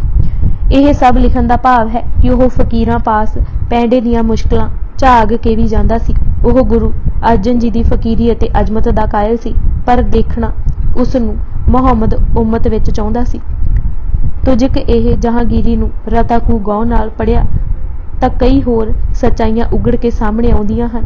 ਆਪਣੇ ਸ਼ਾਹੀ ਮਹਿਲਾਂ ਵਿੱਚ ਉਹ ਨਿੱਤ ਨਵੀਂ ਸਵੇਰ ਰਾਜਪੂਤਾਂ ਦੀਆਂ ਲੜਕੀਆਂ ਦਾਖਲ ਕਰੀ ਜਾਂਦਾ ਸੀ, ਪਰ ਜੇ ਕਿਸੇ ਪਿਆਰ ਵਸ ਵੀ ਕਿਸੇ ਮੁਸਲਮਾਨ ਲੜਕੀ ਨਾਲ ਵਿਆਹ ਕਰਵਾ ਲਿਆ ਤਾਂ ਉਸ ਪ੍ਰੇਮੀ ਦੀ ਜ਼ੁਬਾਨ ਕਟਵਾ ਦਿੱਤੀ ਅਤੇ ਤਸੀਹੇ ਦਿੱਤੇ। ਤੁਜਕ ਦੇ ਪੰਨੇ 12 ਤੇ ਉਹ ਲਿਖਦਾ ਹੈ ਕਿ ਪਿਤਾ ਅਕਬਰ ਨੇ ਮੇਰੀ ਸ਼ਾਦੀ ਰਾਜਾ ਭਗਵਾਨ ਦਾਸ ਦੀ ਲੜਕੀ ਨਾਲ ਕੀਤੀ। ਪੰਨਾ 94 ਤੇ ਉਹ ਲਿਖਦਾ ਹੈ ਕਿ ਪਿਤਾ ਨੇ ਫਿਰ ਮੇਰੀ ਸ਼ਾਦੀ ਰਾਜਾ ਉਦੇ ਸਿੰਘ ਦੀ ਲੜਕੀ ਨਾਲ ਕੀਤੀ। ਪੰਨਾ 117 ਤੇ ਉਹ ਲਿਖਦਾ ਹੈ, ਮੈਂ ਜਹਾਂਗੀਰ ਨੇ ਆਪਣੀ ਸ਼ਾਦੀ ਜਗਤ ਸਿੰਘ ਦੀ ਲੜਕੀ ਨਾਲ ਕੀਤੀ। ਜਗਤ ਸਿੰਘ ਰਾਜਾ ਮਾਨ ਸਿੰਘ ਦਾ ਪੁੱਤਰ ਸੀ। ਫਿਰ ਪੰਨਾ 124 ਤੇ ਲਿਖਦਾ ਹੈ ਕਿ ਰਾਮਚੰਦਰ ਬੰਦੇਲਾ ਦੀ ਖਾਹਿਸ਼ ਤੇ ਮੈਂ ਉਸ ਦੀ ਲੜਕੀ ਨਾਲ ਸ਼ਾਦੀ ਕੀਤੀ ਅਤੇ ਸ਼ਾਹੀ ਮਹਿਲ ਵਿੱਚ ਦਾਖਲ ਕੀਤਾ। ਹੁਣ ਉਸ ਦੇ ਉਲਟ ਪੰਨਾ 107 ਤੇ ਦਰਜ ਘਟਨਾ ਪੜ੍ਹਨ ਨਾਲ ਸੰਬੰਧ ਰੱਖਦੀ ਹੈ। ਜਹਾਂਗੀਰ ਲਿਖਦਾ ਹੈ, ਰਾਜਾ ਬਿਕਰਮਾਜੀਤ ਦਾ ਪੁੱਤਰ ਮੇਰੇ ਸਾਹਮਣੇ ਪੇਸ਼ ਕੀਤਾ ਗਿਆ। ਉਸ ਹਰਾਮਜ਼ਾਦੇ ਬਾਰੇ ਮੈਂ ਬਹੁਤ ਕੁਝ ਸੁਣ ਚੁੱਕਾ ਸੀ। ਇੱਕ ਇਹ ਵੀ ਸ਼ਿਕਾਇਤ ਪੁੱਜੀ ਕਿ ਉਸਨੇ ਇੱਕ ਮੁਸਲਮਾਨ ਕੁੜੀ ਭੋਲੀ ਨੂੰ ਆਪਣੇ ਘਰ ਪਾਇਆ ਹੋਇਆ ਹੈ। ਮੈਂ ਉਸ ਦੀ ਗ੍ਰਿਫਤਾਰੀ ਦਾ ਹੁਕਮ ਦਿੱਤਾ ਅਤੇ ਉਸ ਦੀ ਜ਼ੁਬਾਨ ਕੱਟਣ ਦਾ ਹੁਕਮ ਵੀ ਜਾਰੀ ਕੀਤਾ ਅਤੇ ਹੋਰ ਇਹ ਹੁਕਮ ਦਿੱਤਾ ਕਿ ਅੱਗੇ ਤੋਂ ਉਸ ਨੂੰ ਭੰਗੀਆਂ ਨਾਲ ਰੱਖਿਆ ਜਾਵੇ ਅਤੇ ਉਹ ਖਾਣਾ ਵੀ ਉੱਥੇ ਹੀ ਖਾਏ। ਜਹਾਂਗੀਰ ਐਂਡ ਜੈਸੂਇਟ ਵਿੱਚ ਲਿਖਿਆ ਹੈ ਕਿ ਜਦ ਕੋਈ ਮੁਸਲਮਾਨ ਬਣਦਾ ਉਸ ਨੂੰ ਹਾਥੀ ਤੇ ਚੜਾ ਜਲੂਸ ਕੱਢਿਆ ਜਾਂਦਾ। ਫਿਰ ਪੰਨਾ 158 ਤੇ ਉਸਨੇ 2 ਘਟਨਾਵਾਂ ਲਿਖੀਆਂ ਜੋ ਉਸ ਦਾ ਹੋਰ ਤਸਬ ਸੁਭਾਅ ਦਰਸਾਉਣ ਲਈ ਕਾਫੀ ਹੋਣਗੀਆਂ। ਉਹ ਲਿਖਦਾ ਹੈ, ਮੈਂ ਅਜਮੇਰ ਸ਼ਰੀਫ ਲਈ ਬਹੁਤ ਵੱਡਾ ਦੇਗਾ ਬਣਵਾਇਆ ਜਿਸ ਵਿੱਚ 5000 ਪੁਰਸ਼ਾਂ ਲਈ ਖਾਣਾ ਪੱਕ ਸਕਦਾ ਸੀ। ਫਿਰ ਮੈਂ ਅਜਮੇਰ ਤੋਂ 3 ਮੀਲ ਇੱਕ ਤਲਾਬ ਪੁਸ਼ਕਰ ਤੇ ਪੁੱਜਾ ਜਿੱਥੇ ਹਿੰਦੂਆਂ ਦਾ ਪਾਵਨ ਤੀਰਥ ਹੈ। ਉਸ ਤਲਾਬ ਤੇ 3 ਦਿਨ ਮੁਰਗਾਬੀਆਂ ਦਾ ਸ਼ਿਕਾਰ ਖੇਡਿਆ ਅਤੇ ਫਿਰ ਮੰਦਰ ਅੰਦਰ ਗਿਆ ਅਤੇ ਇੱਕ ਬੁੱਤ ਡਿੱਠਾ ਜਿਸ ਦਾ ਸਿਰ ਸੂਰ ਵਾਂਗ ਸੀ ਅਤੇ ਧੜ ਮਨੁੱਖੀ। ਮੈਂ ਹੁਕਮ ਦਿੱਤਾ ਕਿ ਇਸ ਬੁੱਤ ਦੇ ਟੋਟੇ ਕਰਕੇ ਪਾਣੀ ਵਿੱਚ ਸੁੱਟ ਦਿੱਤੇ ਜਾਣ। ਇੱਕ ਹੋਰ ਬੁੱਤ ਵੀ ਭੰਨਿਆ ਜਿੱਥੇ ਜੋਗੀ ਰਹਿੰਦਾ ਸੀ। ਇੱਥੇ ਰਾਜਸ ਦੇ ਹਵਾਲੇ ਨਾਲ ਲਿਖਣਾ ਕੁਥਾਨ ਨਹੀਂ ਹੋਵੇਗਾ ਕਿ ਜਹਾਂਗੀਰ ਅਜੀਬ ਸੁਭਾਅ ਦਾ ਮਾਲਕ ਸੀ। ਉਹ ਖੜਾ ਹੋ ਕੇ ਆਪਣੇ ਸਾਹਮਣੇ ਜਿਉਂਦੇ ਮਨੁੱਖਾਂ ਦੀਆਂ ਖੱਲਾਂ ਲੁਹਾਉਂਦਾ ਦੇਖ ਸਕਦਾ ਸੀ। ਇੱਕ ਵਾਰੀ ਇੱਕ ਮਨੁੱਖ ਦੀ ਖੱਲ ਸਿਰਫ ਇਸ ਕਰਕੇ ਲੁਹਾ ਦਿੱਤੀ ਕਿ ਉਸਨੇ ਅੱਗੋਂ ਲੰਘ ਕੇ ਸ਼ਿਕਾਰ ਨੂੰ ਡਰਾ ਦਿੱਤਾ ਸੀ। ਉਹ ਅਬੁਲ ਫਜ਼ਲ ਜਿਹੇ ਵਿਦਵਾਨ ਨੂੰ ਕਤਲ ਕਰਵਾ ਕੇ ਫਖਰ ਮਹਿਸੂਸ ਕਰਦਾ ਸੀ। ਦੂਜੇ ਪਾਸੇ ਉਹ ਹਾਥੀਆਂ ਨੂੰ ਪਾਲਾ ਲੱਗਦਾ ਦੇਖ ਠੰਡੇ ਪਾਣੀ ਦੀ ਥਾਂ ਗਰਮ ਪਾਣੀ ਨਾਲ ਨੁਹਾ ਕੇ ਲੇਫ ਪਾਉਣ ਦਾ ਹੁਕਮ ਦਿੰਦਾ ਸੀ। ਸੁਭਾਅ ਵਿੱਚ ਟਿਕਾ ਨਹੀਂ ਸੀ। ਪ੍ਰਿੰਸਪ ਸਮਿਥ ਅਤੇ ਹੋਰ ਇਤਿਹਾਸਕਾਰਾਂ ਨੇ ਇਹ ਹੀ ਲਿਖਿਆ ਹੈ ਕਿ ਤਖਤ ਤੇ ਬੈਠਦੇ ਸਾਰ ਉਸਨੇ ਇਸਲਾਮ ਦੇ ਅਸੂਲਾਂ ਨੂੰ ਉਜਾਗਰ ਕੀਤਾ ਜਿਨ੍ਹਾਂ ਨੂੰ ਅਕਬਰ ਦੇ ਸਮੇਂ ਤਿਲਾਜਲੀ ਦੇ ਦਿੱਤੀ ਗਈ ਸੀ। ਗੈਰ ਮੁਸਲਮਾਨਾਂ ਤੇ ਸਖਤੀ ਦਾ ਦੌਰ ਆਰੰਭ ਹੋਇਆ। ਇੱਕ ਪਾਦਰੀ ਡਬਲਿਊ ਨੇ ਸਿੱਖਾਂ ਦੇ ਗੁਰੂ ਨਾਂ ਦੀ ਪੁਸਤਕ ਦੇ ਪੰਨਾ 38 ਤੇ ਬਹੁਤ ਹੀ ਢੁਕਵਾਂ ਲਿਖਿਆ ਹੈ ਕਿ ਗੁਰੂ ਅਰਜਨ ਦੇਵ ਜੀ ਇਸ ਲਈ ਸ਼ਹੀਦ ਕੀਤੇ ਗਏ ਕਿ ਉਹ ਦੀਨਾਂ ਦੀ ਮਦਦ ਕਰਨ ਤੇ ਤੁਲੇ ਹੋਏ ਸਨ। ਉਹ ਸੰਗਤ ਦਾ ਹੁਕਮ ਪਾਲਣ ਤੇ ਅੜੇ ਰਹੇ ਉਹ ਦ੍ਰਿੜਤਾ ਨਾਲ ਗੁਰੂ ਗ੍ਰੰਥ ਸਾਹਿਬ ਵਿੱਚ ਕੋਈ ਤਬਦੀਲੀ ਕਰਨ ਤੋਂ ਇਨਕਾਰੀ ਸਨ। ਉਹਨਾਂ ਜਥੇਬੰਦੀ ਪੱਕੀ ਕੀਤੀ ਅਤੇ ਪੂਜਾ ਲਈ ਕੇਂਦਰੀ ਮੰਦਰ ਸਥਾਪਨ ਕੀਤਾ। ਸਿੱਖਾਂ ਨੂੰ ਗੁਰੂ ਗ੍ਰੰਥ ਵੀ ਬਖਸ਼ਿਆ, ਜਿਸ ਵਿੱਚ ਉਹਨਾਂ ਦੀ ਅਗਵਾਈ ਲਈ ਉਪਦੇਸ਼ ਸਨ। ਸੋ ਸ਼ਹਾਦਤ ਦਾ ਸਭ ਤੋਂ ਵੱਡਾ ਅਤੇ ਮੂਲ ਕਾਰਨ ਜਹਾਂਗੀਰ ਦੀ ਨੀਤੀ ਸੀ, ਜੋ ਗੁਰੂ ਨਾਨਕ ਦੇ ਨਿੱਤ ਦਿੱਤੇ ਅਤੇ ਦ੍ਰਿੜ ਕਰਾਏ ਜਾ ਰਹੇ ਆਜ਼ਾਦੀ ਦੇ ਉਪਦੇਸ਼ਾਂ ਨੂੰ, ਜੋ ਸਿੱਖਾਂ ਨੂੰ ਨਿਰਭੈ ਅਤੇ ਨਿਰਵੈਰ ਹੋਣ ਲਈ ਪ੍ਰੇਰ ਰਹੇ ਸਨ, ਸਹਾਰ ਨਾ ਸਕੀ। ਕਨਿੰਗਮ ਜਿੱਥੇ ਗੁਰੂ ਅਰਜਨ ਦੇਵ ਜੀ ਦੀ ਸ਼ਹਾਦਤ ਦੇ ਹੋਰ ਕਈ ਕਾਰਨ ਦਿੰਦਾ ਹੈ, ਉੱਥੇ ਬਹੁਤ ਸਾਫ਼ ਲਿਖਦਾ ਹੈ ਕਿ ਗੁਰੂ ਨਾਨਕ ਦੇ ਉਪਦੇਸ਼ਾਂ ਨੇ ਜਨਤਾ ਨੂੰ ਹਲੂਣ ਦਿੱਤਾ ਸੀ ਅਤੇ ਗੁਰੂ ਅਰਜਨ ਵੇਲੇ ਗੁਰੂ ਨਾਨਕ ਦੇ ਉਪਦੇਸ਼ਾਂ ਨੇ ਸਿੱਖ ਸੇਵਕਾਂ ਦੇ ਮਨਾਂ ਵਿੱਚ ਇੱਕ ਪੱਕੀ ਥਾਂ ਬਣਾ ਲਈ ਸੀ। ਸੋ ਇਹ ਸ਼ਹਾਦਤ ਅਵੱਸ਼ ਸੀ ਅਤੇ ਜਹਾਂਗੀਰ ਕਿਸੇ ਬਹਾਨੇ ਦੀ ਤਲਾਸ਼ ਵਿੱਚ ਸੀ ਅਤੇ ਉਹ ਬਹਾਨਾ ਉਸ ਨੂੰ ਖੁਸਰੋ ਦੀ ਬਗਾਵਤ ਵਿੱਚੋਂ ਮਿਲ ਗਿਆ। ਨਕਸ਼ਾਬੰਦੀਆਂ ਦੀ ਚੁੱਕ ਉਸ ਦਾ ਮਨ ਪੱਕਾ ਕਰਨ ਵਿੱਚ ਸਹਾਇਕ ਹੋ ਰਹੀ ਸੀ। ਸੋ ਇਹ ਦੇਖਣਾ ਵੀ ਠੀਕ ਰਹੇਗਾ ਕਿ ਨਕਸ਼ਾਬੰਦੀ ਕੌਣ ਸਨ ਅਤੇ ਇਹ ਗੁਰੂ ਅਰਜਨ ਜੀ ਦੀ ਸ਼ਹੀਦੀ ਸੁਣ ਕੇ ਇਤਨੇ ਪ੍ਰਸੰਨ ਕਿਉਂ ਹੋਏ। ਇਹ ਸਦਾ ਚੇਤੇ ਰਹੇ ਕਿ ਜਿਤਨੇ ਹੋਰ ਕਾਰਨ ਸਨ, ਉਹ ਜਹਾਂਗੀਰ ਦਾ ਮਨ ਬਣਾਉਣ ਲਈ ਹੀ ਸਨ। ਅਸਲ ਜਹਾਂਗੀਰ ਸੀ, ਬਾਕੀ ਪੂਰਕ ਸਨ। ਚੁੱਕ ਦੇਣ ਵਾਲਿਆਂ ਵਿੱਚ ਨਕਸ਼ਬੰਦੀ ਸਿਲਸਿਲਾ ਤੇ ਉਸ ਦਾ ਆਗੂ ਸ਼ੇਖ ਅਹਿਮਦ ਸਰਹੰਦੀ ਸੀ। ਸ਼ੇਖ ਅਹਿਮਦ ਨੂੰ ਇਮਾਮ ਰਬਾਬੀ ਵੀ ਕਹਿੰਦੇ ਸਨ ਅਤੇ ਆਪਣੇ ਆਪ ਨੂੰ ਉਹ ਮੁਜੱਦਦ ਅਲਫਸਾਨੀ ਭਾਵ ਇਸਲਾਮ ਦਾ ਰੱਖਿਅਕ ਕਹਿੰਦਾ ਸੀ। ਉਸ ਦਾ ਜਨਮ 26 ਅਪ੍ਰੈਲ 1563 ਨੂੰ ਹੋਇਆ ਸੀ। ਡਾਕਟਰ ਮੁਜੀਬ ਨੇ ਇੰਡੀਅਨ ਮੁਸਲਿਮ ਵਿੱਚ ਲਿਖਿਆ ਹੈ ਕਿ ਜਵਾਨੀ ਦੇ ਮੁੱਢਲੇ ਸਾਲਾਂ ਵਿੱਚ ਉਹ ਖੁੱਲੇ ਸੁਭਾਅ ਦਾ ਸੀ ਅਤੇ ਉਸ ਦਾ ਉੱਠਣ ਬੈਠਣ ਵੀ ਫੈਜੀ ਅਤੇ ਅਬੁਲ ਫਜ਼ਲ ਨਾਲ ਸੀ। ਉਹਨਾਂ ਦੋਵਾਂ ਭਰਾਵਾਂ ਨੂੰ ਤਫਸੀਰ ਲਿਖਣ ਵਿੱਚ ਅਹਿਮਦ ਸਰਹੰਦੀ ਨੇ ਸਹਾਇਤਾ ਵੀ ਕੀਤੀ ਸੀ। ਉਸ ਦਾ ਨਿਕਾਹ ਥਾਣੇਸਰ ਦੇ ਅਮੀਰ ਸ਼ੇਖ ਸੁਲਤਾਨ ਦੀ ਲੜਕੀ ਨਾਲ ਹੋਣ ਨਾਲ ਉਸ ਨੂੰ ਬਹੁਤ ਧਨ ਪ੍ਰਾਪਤ ਹੋਇਆ ਸੀ ਅਤੇ ਸਰਹੰਦ ਵਿੱਚ ਹੀ ਇੱਕ ਪੱਕੀ ਹਵੇਲੀ ਅਤੇ ਮਸਜਿਦ ਵੀ ਬਣਾ ਲਈ ਸੀ। ਪਰ ਜਦ ਉਹ ਸੰਨ 1600 ਵਿੱਚ ਖਵਾਜਾ ਬੱਕੀ ਬਿੱਲਾ ਦਾ ਚੇਲਾ ਬਣਿਆ ਅਤੇ ਬੱਕੀ ਨੇ ਇਹ ਕਹਿ ਦਿੱਤਾ ਕਿ ਇਹ ਅਹਿਮਦ ਸਰਹੰਦੀ ਇੱਕ ਅਜਿਹਾ ਦੀਵਾ ਹੈ ਜੋ ਜਹਾਨ ਰੌਸ਼ਨ ਕਰੇਗਾ, ਤਾਂ ਬਹੁਤ ਹੱਦ ਤੱਕ ਉਹ ਅਭਿਮਾਨੀ ਹੋ ਗਿਆ। ਅਹਿਮਦ ਸਰਹੰਦੀ ਨੇ ਇਹ ਪ੍ਰਚਾਰ ਆਰੰਭਿਆ ਕਿ ਅੱਲਾ ਨੇ ਉਸ ਨੂੰ ਇਸਲਾਮ ਦੀ ਰੱਖਿਆ ਲਈ ਭੇਜਿਆ ਹੈ। ਉਸ ਦੇ ਮੁਰੀਦਾਂ ਦਾ ਪੱਕਾ ਖਿਆਲ ਸੀ ਕਿ ਉਹ ਵਿਸ਼ਵ ਦਾ ਕਿਯੂਮ ਹੈ। ਕਿਯੂਮ ਦਾ ਭਾਵ ਹੁੰਦਾ ਹੈ ਜਿਸ ਦੇ ਅਧੀਨ ਸਰਵ ਨਾਮ ਰੂਪ ਵਸਤੂ ਗੁਣ ਧਾਤੂ ਧਰਮ ਹੁੰਦੇ ਹਨ, ਜਿਸ ਦੇ ਜਲਵੇ ਦੇ ਨੂਰ ਨਾਲ ਸਭ ਕਾਇਨਾਤ ਰੌਸ਼ਨ ਹੈ। ਚੌਵਰਕੀਆਂ ਤੇ ਚਿੱਠੀਆਂ ਰਾਹੀਂ ਉਸ ਨੇ ਪ੍ਰਚਾਰ ਆਰੰਭ ਦਿੱਤਾ। ਉਸ ਨੇ ਆਪਣੀਆਂ ਕਈ ਚਿੱਠੀਆਂ ਫਰੀਦ ਬੁਖਾਰੀ, ਜਿਸ ਨੂੰ ਜਹਾਂਗੀਰ ਨੇ ਮੁਰਤਜ਼ਾ ਖਾਨ ਦਾ ਖਿਤਾਬ ਦਿੱਤਾ ਸੀ ਅਤੇ ਜਿਸ ਨੇ ਗੁਰੂ ਅਰਜਨ ਨੂੰ ਜਹਾਂਗੀਰ ਦੇ ਹੁਕਮ ਨਾਲ ਗ੍ਰਿਫਤਾਰ ਕਰਕੇ ਸ਼ਹੀਦ ਕੀਤਾ ਸੀ, ਲਿਖੀਆਂ ਹਨ। ਅਹਿਮਦ ਸਰਹੰਦੀ ਕਿਤਨਾ ਕੱਟੜ ਖਿਆਲੀਆ ਸੀ, ਉਹ ਉਸ ਦੀਆਂ ਚਿੱਠੀਆਂ ਤੋਂ ਪ੍ਰਗਟ ਹੋ ਜਾਏਗਾ। ਇੱਕ ਚਿੱਠੀ ਵਿੱਚ ਉਹ ਕਿਸੇ ਹਿਰਦੇ ਰਾਮ ਦੇ ਇਸ ਖਿਆਲ ਨੂੰ ਨਿੰਦਦਾ ਹੈ ਕਿ ਰਾਮ ਰਹਿਮਾਨ ਇੱਕ ਹਨ। ਉਹ ਲਿਖਦਾ ਹੈ, ਰਾਮ ਕ੍ਰਿਸ਼ਨ ਆਦਿ ਜੋ ਹਿੰਦੂਆਂ ਦੇ ਪੂਜ ਹਨ, ਉਹ ਅੱਲਾ ਦੀ ਕਮੀਨਾ ਮਖਲੂਕ ਹਨ। ਉਹਨਾਂ ਨੇ ਮਾਤਾ ਦੇ ਉਦਰ ਤੋਂ ਜਨਮ ਲਿਆ ਅਤੇ ਪਿਤਾ ਦੇ ਲੁਫਤੇ ਤੋਂ ਹਨ। ਜਿਹੜਾ ਰਾਮ ਆਪਣੀ ਇਸਤਰੀ ਨੂੰ ਸੰਭਾਲ ਨਹੀਂ ਸਕਿਆ, ਉਹ ਦੂਜਿਆਂ ਦੀ ਕੀ ਸਹਾਇਤਾ ਕਰੇਗਾ। ਸ਼ਰਮ ਦੀ ਗੱਲ ਹੈ ਕਿ ਕੋਈ ਸਾਰੀ ਸ੍ਰਿਸ਼ਟੀ ਦੇ ਰਚਨਹਾਰ ਨੂੰ ਰਾਮ ਤੇ ਕ੍ਰਿਸ਼ਨ ਦੇ ਨਾਮ ਨਾਲ ਯਾਦ ਕਰੇ।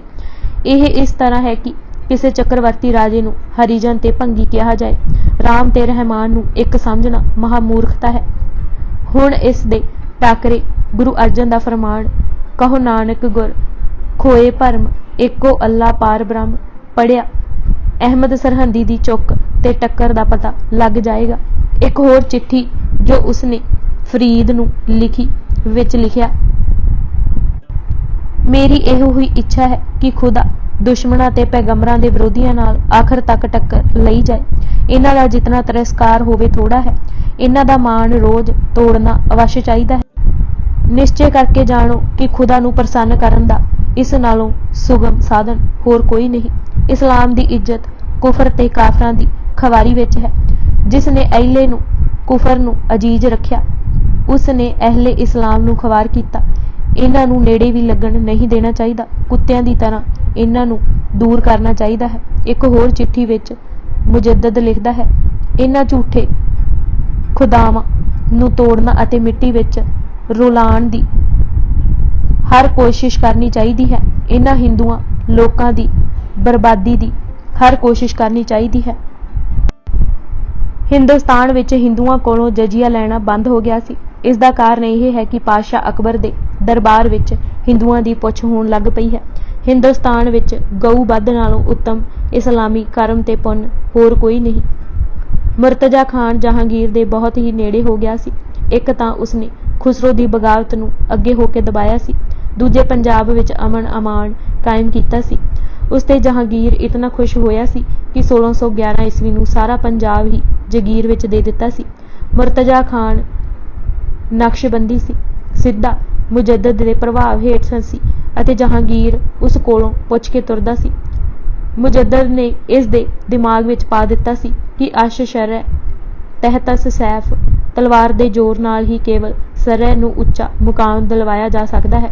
अहमद सरहंदी ने दसंबर 1605 नूं जहांगीर दे तख्त ते बैठण दे 8 हफ्तिਆਂ बाद ही मुर्तजा खान नूं लिखिया सी, जे शहनशाह जहांगीर दे हुण तख्त ते बैठदिਆਂ ही इस्लाम दे पैर हिंद विच जम गए तां खैर, पर जे ढल मठ हो गई तां पिछों डाढी औखियाई होवेगी।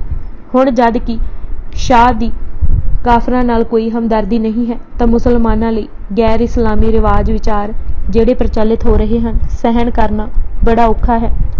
गुरु अर्जन देव जी की शहादत उपरंत अहमद सरहंदी ने शुक्र मनाया सी कि एक काफर घट होया अते वधाई भेजी सी। ओह चिट्ठी इस प्रकार सी, इन्हां दिनां विच ही गोइंदवाल दे भ्रिष्टे होए काफर गुरु अर्जन जी नूं कतल कर दिता गया। यह बड़ी शुभ घटना हुई है अते इस नाल हिंदुआं नूं एक वड्डी शिकस्त हुई है। उस नूं किसे कारण अते बहाने नाल भी मार सुट्टण नाल काफरां दी बड़ी हानि हुई है अते मुसलमानां लई यह महान लाभ दी गल बनी है। इस बेईमान दे कतल होण तो पहिलां मैनूं एक दिन सुपना आया सी कि पातशाह जहांगीर ने भ्रिष्ट अधर्मी दा सिर कुचल दिता है। इस विच संसा कोई नहीं कि ओह गुरु अर्जन जी काफिर हिंदुआं दा जगत गुरु सी अते अधार्मिक रुचियां रखण वालियां दा शहनशाह सी। एक होर विच उस लिखिया सी कि जद अज काफर अर्जन दे कतल दी खबर सुनी तां इस्लाम दे पैरोकार अपना फर्ज समझदे हन कि बादशाह नूं अपनी हमायत दा ऐलान करन अते शरअ ते इस्लाम दे वाधे लई होर वध चढ़ सहायता करन। शहादत नूं मुजद्दद ने बिसियार खूब वाकिया कहा। सो स्पष्ट है कि गुरु पातशाह नूं शहीद करन लई मुर्तजा खान कोई बहाना घड़न नूं तैयार सी अते जहांगीर उस ते फुੱਲ चढ़ाउण लई उतावला सी। उस दा अपना मन भी बहाने दी तलाश विच सी अते ओह बहाना खुसरो दी बगावत वेले मिल गया। मुर्तजा खान बारे जहांगीर ने अपनी तुजक विच लिखिया है, शेख फरीद मेरे बाप अकबर दे राज विच मीर बख्शी सी। उस दे कम्मां तो खुश हो के 21 मुहर्रम 1105 पंजाब दा जो मेरे सारियां मुल्कां तो वड्डा सूबा सी सूबेदार नियत कीता। उस नूं शाल खास भी दित्ती।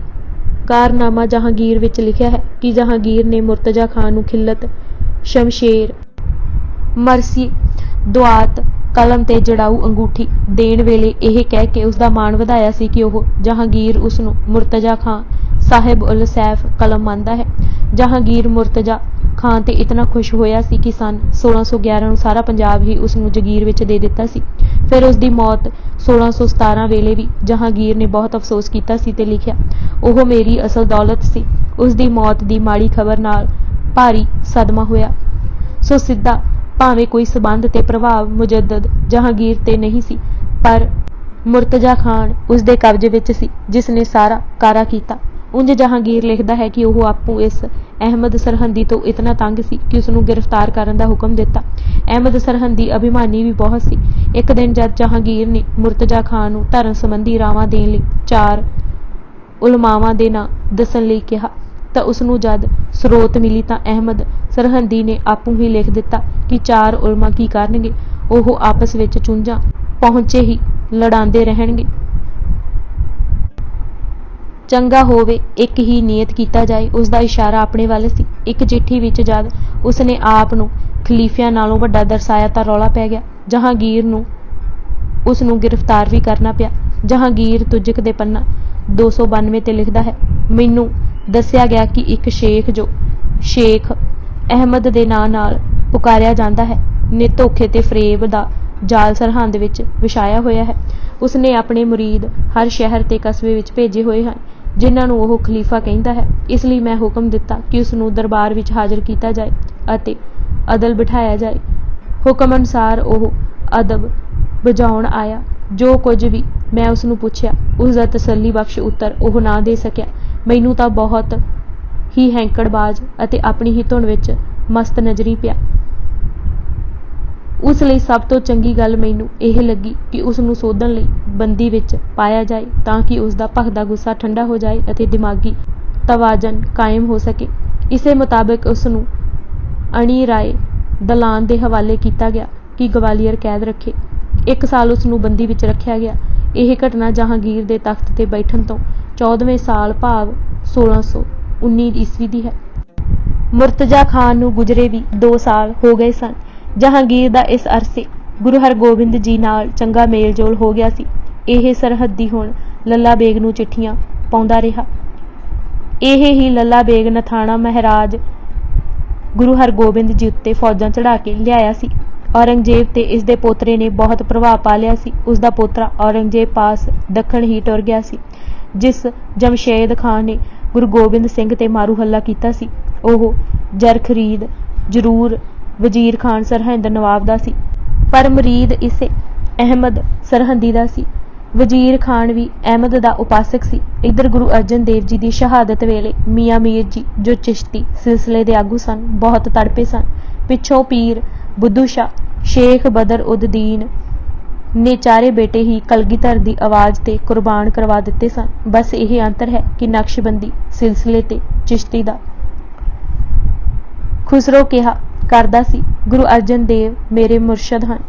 ਮੈਂ ਜਦ ਵੀ ਉਹਨਾਂ ਨੂੰ ਮਿਲਿਆ ਰੂਹਾਨੀਅਤ ਦੇ ਦਰਵਾਜ਼ੇ ਮੇਰੇ ਤੇ ਖੁੱਲ੍ਹ ਗਏ। ਉਹਨਾਂ ਦੇ ਲੰਗਰ ਵਿੱਚ ਬੈਠ ਕੇ ਜੋ ਖਾਣਾ ਖਾਧਾ ਉਸ ਦੀ ਲੱਜਤ ਤੇ ਪਕੀਜ਼ਗੀ ਨੂੰ ਮੈਂ ਕਦੇ ਨਹੀਂ ਭੁੱਲ ਸਕਦਾ।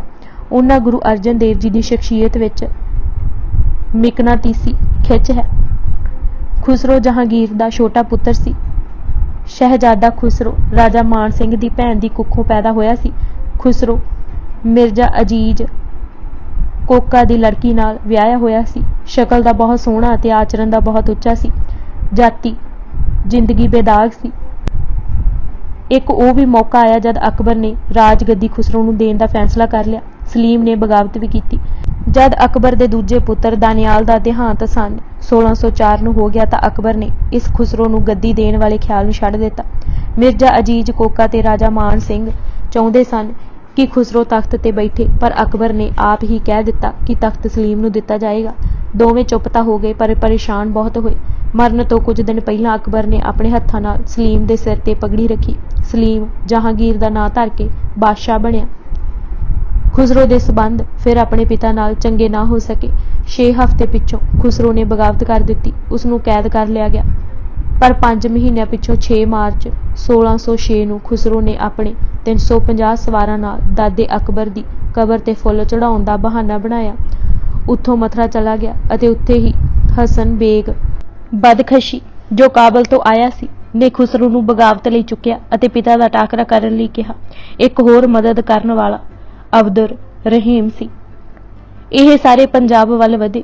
ਇਸ ਦੇ ਸਾਥੀਆਂ ਨੇ ਕਈ ਪਿੰਡ ਲੁੱਟ ਲਏ ਸਨ। ਖੁਸਰੋ ਘਬਰਾਇਆ ਹੋਇਆ ਪੰਜਾਬ ਪੁੱਜਾ। ਢਹਿੰਦਾ ਮਨ ਸਹਾਰੇ ਦੀ ਤਲਾਸ਼ ਵਿੱਚ ਸੀ। ਇਸ ਖਿੱਚੋਤਾਣ ਵਿੱਚ ਤਰਨਤਾਰਨ ਪੁੱਜਾ। ਕਈ ਵਾਰ ਖੁਸਰੋ ਗੁਰੂ ਅਰਜਨ ਦੇਵ ਜੀ ਦੇ ਦਰਸ਼ਨ ਕਰ ਚੁੱਕਾ ਸੀ। ਲੰਗਰ ਵਿੱਚ ਉਸ ਪ੍ਰਸ਼ਾਦ ਪਾਇਆ। ਉੱਥੋਂ ਲਾਹੌਰ ਆਇਆ ਪਰ ਲਾਹੌਰ ਦਾ ਕਿਲੇਦਾਰ ਦਿਲਾਵਰ ਖਾਂ ਉਸ ਨਾਲ ਨਾ ਮਿਲਿਆ। ਇਹਨਾਂ ਲਾਹੌਰ ਦੇ ਕਿਲੇ ਦਾ ਘੇਰਾ ਘੱਤ ਲਿਆ ਪਰ ਜਦ ਖਬਰ ਪੁੱਜੀ ਕਿ ਫਰੀਦ ਖਾਨ ਭਾਵ ਮੁਰਤਜ਼ਾ ਖਾਨ ਪਿੱਛਾ ਕਰਨ ਆ ਰਿਹਾ ਹੈ ਤਾਂ ਖੁਸਰੋ ਨੇ ਉਸ ਨੂੰ ਬਿਆਸ ਤੇ ਹੀ ਰੋਕਣਾ ਚਾਹਿਆ ਅਤੇ ਘੇਰਾ ਛੱਡ ਕੇ ਪਿੱਛੇ ਆਇਆ। ਫਰੀਦ ਖਾਨ ਨੇ ਗੋਇੰਦਵਾਲ ਤੋਂ ਪੱਤਨ ਪਾਰ ਕੀਤਾ ਅਤੇ ਭੈਰੋਵਾਲ ਨੇੜੇ ਟੱਕਰ ਹੋ ਗਈ। ਜਹਾਂਗੀਰ ਵੀ ਪਿੱਛੇ ਪਿੱਛੇ ਆ ਰਿਹਾ ਸੀ। ਬਾਰਿਸ਼ ਹੋ ਜਾਣ ਕਾਰਨ ਉਹ ਸੁਲਤਾਨਪੁਰ ਹੀ ਟਿਕ ਗਿਆ। ਭੈਰੋਵਾਲ ਦੀ ਨਿੱਕੀ ਪਰ ਤਿੱਖੀ ਝੜਪ ਵਿੱਚ ਖੁਸਰੋ ਹਾਰ ਗਿਆ। ਉਸਨੇ ਇਹ ਹੀ ਸੁਣਿਆ ਕਿ ਜਹਾਂਗੀਰ ਪਿੱਛੇ ਆ ਰਿਹਾ ਹੈ। ਜਹਾਂਗੀਰ ਰਾਤ ਨੂੰ ਪੁੱਜ ਗਿਆ। ਰਾਤ ਉਸ ਫਰੀਦ ਦੇ ਖੇਮੇ ਹੀ ਕੱਟੀ। ਭੈਰੋਵਾਲ ਦਾ ਨਾਂ ਫਤਿਆਬਾਦ ਰੱਖਿਆ ਅਤੇ ਫਰੀਦ ਨੂੰ ਛਾਤੀ ਨਾਲ ਲਗਾ ਕੇ ਮੁਰਤਜ਼ਾ ਖਾਨ ਦਾ ਖਿਤਾਬ ਦਿੱਤਾ। ਖੁਸਰੋ ਦਾ ਖਿਆਲ ਆਗਰੇ ਵੱਲ ਜਾਂਦਾ ਸੀ ਪਰ ਰਾਏ ਇਹ ਬਣੀ ਕਿ ਕਾਬਲ ਚੱਲਿਆ ਜਾਏ ਅਤੇ ਉੱਥੋਂ ਫੌਜ ਇਕੱਠੀ ਕਰਕੇ ਹਿੰਦੁਸਤਾਨ ਤੇ ਹਮਲਾ ਕੀਤਾ ਜਾਏ। ਸਾਰੇ ਕਾਬਲ ਵੱਲ दौड़े रावी पार होए। जहांगीर ने माओ दे राजा बासू नूं पिछा करन लई कहा। महाबत खान ने मिर्जा अली अकबर नूं सहायता लई भेजिया।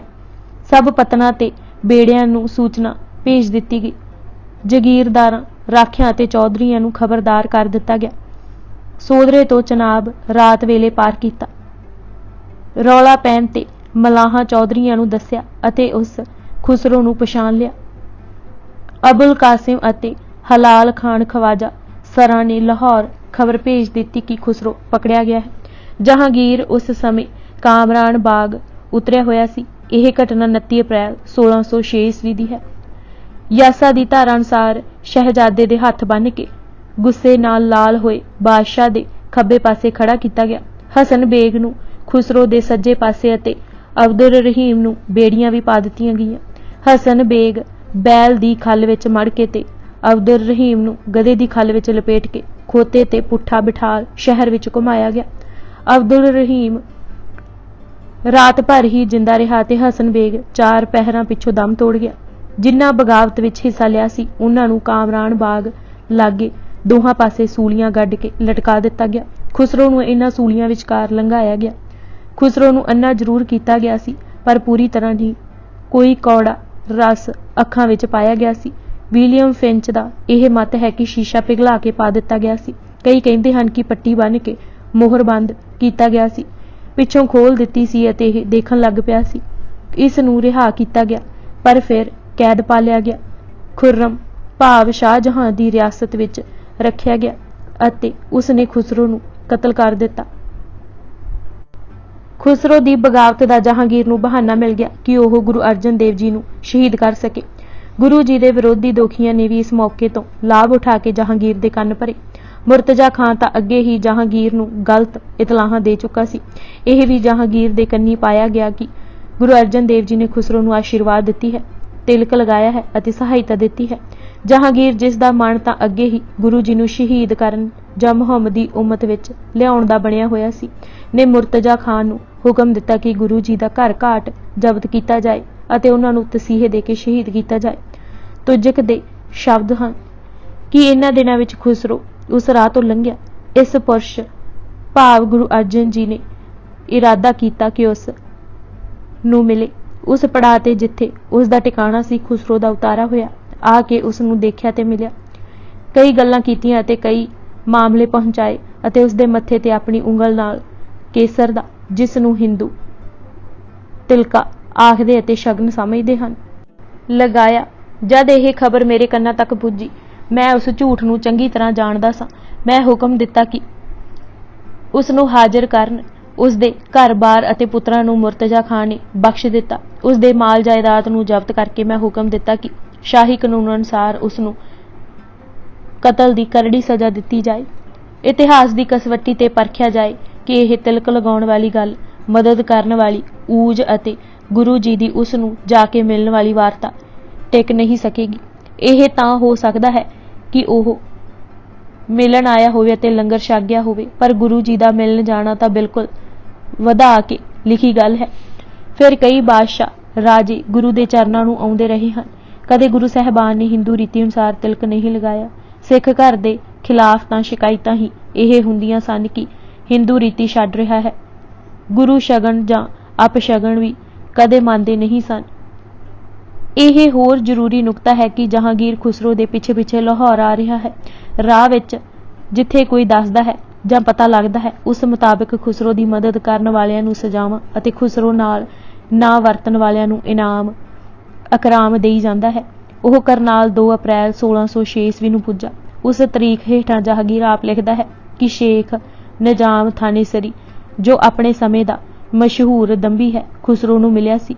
उस नूं असीसां दित्तियां सन ते खुसरो नूं होर पुठे राह पाया सी। ओह ही दंभी हुण मैनूं मिलण आया। चूंकि मैं खुसरो नूं असीसां देण वालियां गल्लां सुण चुका सां, इसलिए होर तां कुਝ ना किहा, पर राह दा खर्चा दे के मक्का भेज दिता। यह लिखत होर स्पष्ट करदी है कि उस दा मन गुरु घर ते गुरु अर्जन नूं मुकाउण दा बणिया होया सी। जिस ने पुठे राह पाया उस नूं तां राह दा खर्चा दे के मक्के भेज दिता। जे मन भी लईए कि लंगर छकाया जिवें साडे इतिहासकार कहिंदे हन, तां उस दा घर घाट जब्त ਤਸੀਹੇ ਤੇ ਕਤਲ। ਜਹਾਂਗੀਰ 16 ਅਪ੍ਰੈਲ ਨੂੰ ਸਰਾ ਕਾਂਜੀ ਵਾਲੀ ਸੀ ਅਤੇ 17 ਨੂੰ ਸੁਲਤਾਨਪੁਰ। ਦੁਪਹਿਰ ਢਲੇ ਉਸ ਬਿਆਸ ਪਾਰ ਕੀਤਾ ਅਤੇ ਗੋਇੰਦਵਾਲ ਤੋਂ ਹੁੰਦਾ ਰਾਤ ਫਰੀਦ ਦੇ ਖੇਮੇ ਭੈਰੋਵਾਲ ਰਿਹਾ, ਜਿੱਥੇ ਖੁਸਰੋ ਨੂੰ ਹਾਰ ਹੋਈ। ਸਵੇਰੇ ਤਰਨਤਾਰਨ ਤੋਂ ਲੰਘਿਆ ਅਤੇ ਅਕਵਾਮ ਮੁਖਤਲਿਫ ਕਸਰਤ ਸੇ ਉਸ ਦੇ ਸੇਵਕ ਡਿੱਠੇ। 11 ਅਪ੍ਰੈਲ ਤੋਂ 28 ਅਪ੍ਰੈਲ ਤੱਕ ਉਹ ਜੈਪਾਲ ਰਿਹਾ ਅਤੇ 30 ਨੂੰ ਲਾਹੌਰ ਪੁੱਜਾ। ਅਗਲੇ ਦਿਨ 1 ਮਈ ਖੁਸਰੋ ਅਤੇ ਉਸ ਦੇ ਸਾਥੀ ਪਕੜ ਪੇਸ਼ ਕੀਤੇ ਗਏ ਅਤੇ ਸਜ਼ਾਵਾਂ ਸੁਣਾਈਆਂ ਗਈਆਂ। ਉਸ ਸਮੇਂ ਤੱਕ ਕੋਈ ਕਣਸੋ ਨਹੀਂ ਸੀ ਕਿ ਗੁਰੂ ਅਰਜਨ ਜੀ ਨੇ ਖੁਸਰੋ ਦੀ ਸਹਾਇਤਾ ਕੀਤੀ ਹੈ, ਪਰ ਅਚਾਨਕ 20 ਮਈ ਨੂੰ ਗੁਰੂ ਅਰਜਨ ਦੇਵ ਜੀ ਦੀ ਗ੍ਰਿਫਤਾਰੀ ਦੇ ਹੁਕਮ ਜਾਰੀ ਕਰ ਦਿੱਤੇ ਜਾਂਦੇ ਹਨ ਅਤੇ 22 ਮਈ ਨੂੰ ਸ਼੍ਰੀ ਅੰਮ੍ਰਿਤਸਰ ਤੋਂ ਗ੍ਰਿਫਤਾਰ ਕੀਤੇ ਜਾਂਦੇ ਹਨ। ਨਾ ਪੁੱਛ ਨਾ ਪੜਤਾਲ, ਨਾ ਦਲੀਲ ਤੇ ਨਾ ਅਪੀਲ। ਫਿਰ ਤਸੀਹੇ ਦੇ ਕੇ 30 ਮਈ ਨੂੰ ਬੱਧੇ ਹੋਏ ਹੀ ਦਰਿਆ ਰਾਵੀ ਵਿੱਚ ਰੋੜ ਸ਼ਹੀਦ ਕਰ ਦਿੱਤਾ ਜਾਂਦਾ ਹੈ। ਜਹਾਂਗੀਰ ਇਹ ਸਾਰੀ ਘਟਨਾ ਆਪਣੀ ਤੁਜਕ ਵਿੱਚ 19 ਜੂਨ 1606 ਈਸਵੀ ਦੀ ਤਰੀਕ ਹੇਠ ਦਰਜ ਕਰਦਾ ਹੈ। ਬਸ ਜਹਾਂਗੀਰ ਨੂੰ ਇੱਕੋ ਪੀੜ ਕਿ ਮੁਸਲਮਾਨ ਗੁਰੂ ਅਰਜਨ ਦੇਵ ਜੀ ਦੇ ਕਿਉਂ ਸੇਵਕ ਬਣ ਰਹੇ ਹਨ ਅਤੇ ਵੱਖ-ਵੱਖ ਕੌਮਾਂ ਦੇ ਲੋਕ ਗੁਰੂ ਘਰ ਨਾਲ ਅਥਾਹ ਪਿਆਰ ਅਤੇ ਸ਼ਰਧਾ ਕਿਉਂ ਪ੍ਰਗਟਾ ਰਹੇ ਹਨ। ਉਮਦਹਤ ਹੈ ਤਵਾਰੀਖ ਦੇ ਦਫ਼ਤਰ ਅਵਲ ਪੰਨਾ 34 ਤੇ ਵੀ ਇਹ ਲਿਖਿਆ ਹੈ ਕਿ ਜਹਾਂਗੀਰ ਨੂੰ ਇਹ ਚੁੱਕ ਦਿੱਤੀ ਕਿ ਗੁਰੂ ਅਰਜਨ ਦੇ ਇੱਕ ਆਦਮੀ ਨੇ ਹਿੰਦੂ ਅਤੇ ਮੁਸਲਮਾਨਾਂ ਵਿੱਚ ਇੱਕ ਤੀਜਾ ਫਿਰਕਾ ਬਣਾਇਆ ਹੈ। ਇਸਲਾਮ ਦੇ ਕਈ ਤਰੀਕਿਆਂ ਨੂੰ ਮਿਟਾ ਕੇ ਇਸਲਾਮੀ ਰੁਕਨਾਂ ਵਿੱਚ ਭਾਰੀ ਵਿਰੋਧ ਅਤੇ ਖਲਲ ਪਾ ਰਿਹਾ ਹੈ। ਹਰ ਰੋਜ਼ ਕੁਝ ਹਿੰਦੂ ਆਦਿਕ ਵਿੱਚੋਂ ਉਪਰੋਕਤ ਗੁਰੂ ਦੀ ਤਾਬਿਆਦਾਰੀ ਦੀ ਰੱਸੀ ਆਪਣੀ ਜਾਨ ਦੀ ਗਰਦਨ ਵਿੱਚ ਪਾ ਰਹੇ ਹਨ, ਸਿੱਖ ਬਣ ਰਹੇ ਹਨ। ਜੇ ਕਦੇ ਬਾਦਸ਼ਾਹ ਹਜੂਰ ਇਸ ਦਾ ਬੰਦੋਬਸਤ ਕਰਨ ਤਾਂ ਚੰਗਾ ਹੈ, ਨਹੀਂ ਤਾਂ ਇਸ ਤੋਂ ਪਿੱਛੋਂ ਥੋੜਾ ਸਮਾਂ ਗੁਜ਼ਰ ਜਾਣ ਤੇ ਸਲਤਨਤ ਤੇ ਇਸਲਾਮ ਦਾ ਕੰਮ ਢਹਿ ਢੇਰੀ ਹੋ ਜਾਏਗਾ। ਗੁਰੂ ਜੀ ਵੀ ਜਾਣਦੇ ਸਨ ਕਿ ਅੱਗੋਂ ਕੀ ਹੋਣ ਵਾਲਾ ਹੈ। ਜਹਾਂਗੀਰ ਦੇ ਖਿਆਲਾਂ ਦੀ ਸਰੋਤ ਉਹਨਾਂ ਤੱਕ ਪੁੱਜ ਰਹੀ ਸੀ। ਉਹ ਜਾਣਦੇ ਸਨ ਕਿ ਟੱਕਰ ਅਵੱਸ਼ ਹੈ ਅਤੇ ਸਰੀਰ ਹੈ, ਛੁੱਟਣਾ ਸੰਸਾ ਨਹੀਂ ਕੋਈ। ਇਸ ਲਈ ਉਹਨਾਂ ਸਭ ਮੁਖੀ ਸਿੱਖਾਂ ਭਾਈ ਗੁਰਦਾਸ ਜੀ, ਬਾਬਾ ਬੁੱਢਾ ਜੀ ਅਤੇ ਹੋਰਨਾਂ ਨੂੰ ਬੁਲਾ ਕੇ ਗੁਰਗੱਦੀ ਦੀ ਜ਼ਿੰਮੇਵਾਰੀ 15 ਮਈ 1606 ਈਸਵੀ ਨੂੰ ਗੁਰੂ ਹਰਗੋਬਿੰਦ ਜੀ ਨੂੰ ਸੌਂਪੀ। ਇੱਕ ਰਵਾਇਤ ਅਨੁਸਾਰ ਬਾਬਾ ਬੁੱਢਾ ਜੀ ਨੇ ਤਿਲਕ ਲਗਾਇਆ। ਗੁਰੂ ਅਰਜਨ ਨੇ ਉਸ ਵੇਲੇ ਇਹ ਆਗਿਆ ਵੀ ਕੀਤੀ ਕਿ ਉਹਨਾਂ ਦਾ ਤੁਰਕਾਂ ਵਿੱਚ ਜਾਣਾ ਹੋਇਆ ਅਤੇ ਉਹਨਾਂ ਹੁਜਤ ਕਰਨੀ ਹੈ, ਸਾਡਾ ਸੀਸ ਲੱਗੇਗਾ, ਤੁਸੀਂ ਦੁਆਬੇ ਵਿੱਚ ਚਲੇ ਜਾਣਾ। ਸੋ ਬਾਲ ਬੱਚੇ ਗ੍ਰਿਫਤਾਰ ਕਰਨ ਵਾਲਾ ਹੁਕਮ ਵਜ੍ਹਾ ਨਾ ਲਿਜਾਇਆ ਜਾ ਸਕਿਆ। C.H. ਪੇਨ ਦੇ ਲਿਖੇ ਅਨੁਸਾਰ ਇਹ ਹੁਕਮ ਵੀ ਕੀਤਾ ਕਿ ਸਿੱਖ ਸੇਵਕਾਂ ਦਾ ਬਗੈਰ ਸ਼ਸਤਰ ਅਪਣਾਏ ਬਣੇ ਰਹਿਣਾ ਕਠਿਨ ਹੈ। ਗੁਰੂ ਹਰਗੋਬਿੰਦ ਜੀ ਨੂੰ ਸਪਸ਼ਟ ਆਗਿਆ ਵਜੋਂ ਕਿਹਾ ਸੀ, ਬੇਟਾ ਕਰੜੇ ਸਮੇਂ ਆ ਰਹੇ ਹਨ, ਬਦੀ ਦੀਆਂ ਤਾਕਤਾਂ ਆਪਣਾ ਮੂੰਹ ਖੋਲੀ ਮਨੁੱਖ ਦੇ ਮੁੱਢਲੇ ਹੱਕਾਂ ਦੇ ਖੋਹਣ ਦੇ ਆਹਰ ਵਿੱਚ ਲੱਗੀਆਂ ਹਨ। ਗੁਰੂ ਨਾਨਕ ਦਾ ਘਰ ਸੱਚ, ਪ੍ਰੇਮ, ਅਣਖ ਅਤੇ ਆਜ਼ਾਦੀ ਦਾ ਰਾਖਾ ਰਿਹਾ ਹੈ। ਲੋਕਾਂ ਨੂੰ ਬੰਧਨਾਂ ਤੋਂ ਛੁਡਵਾਉਣ ਦਾ ਕਾਰਜ ਅਸਾਂ ਪੂਰੇ ਅਮਨ ਅਤੇ ਸ਼ਾਂਤਮਈ ਢੰਗ ਨਾਲ ਕੀਤਾ ਹੈ, ਪਰ ਹੁਣ ਸਮੇਂ ਹੋਰ ਆ ਗਏ ਹਨ। ਆਪਣੇ ਕੀਤੇ ਅਤਿਆਚਾਰਾਂ ਨੂੰ ਵੇਖ-ਵੇਖ ਕੇ ਮੁਗਲਾਂ ਦੀ ਆਤਮਾ ਆਪਣਾ ਮਨੁੱਖੀ ਸਰੂਪ ਅਤੇ ਸੁਭਾਅ ਗਵਾ ਬੈਠੀ ਹੈ। ਹੋ ਸਕਦਾ ਹੈ ਕਿ ਇਸ ਨੂੰ ਜਗਾਇਆ ਜਾ ਸਕੇ ਅਤੇ ਇਸ ਦੇ ਦਬਾ-ਦਬ ਉੱਡ ਰਹੇ ਮਨੁੱਖੀ ਸੁਭਾਅ ਨੂੰ ਫਿਰ ਕਾਇਮ ਕੀਤਾ ਜਾ ਸਕੇ।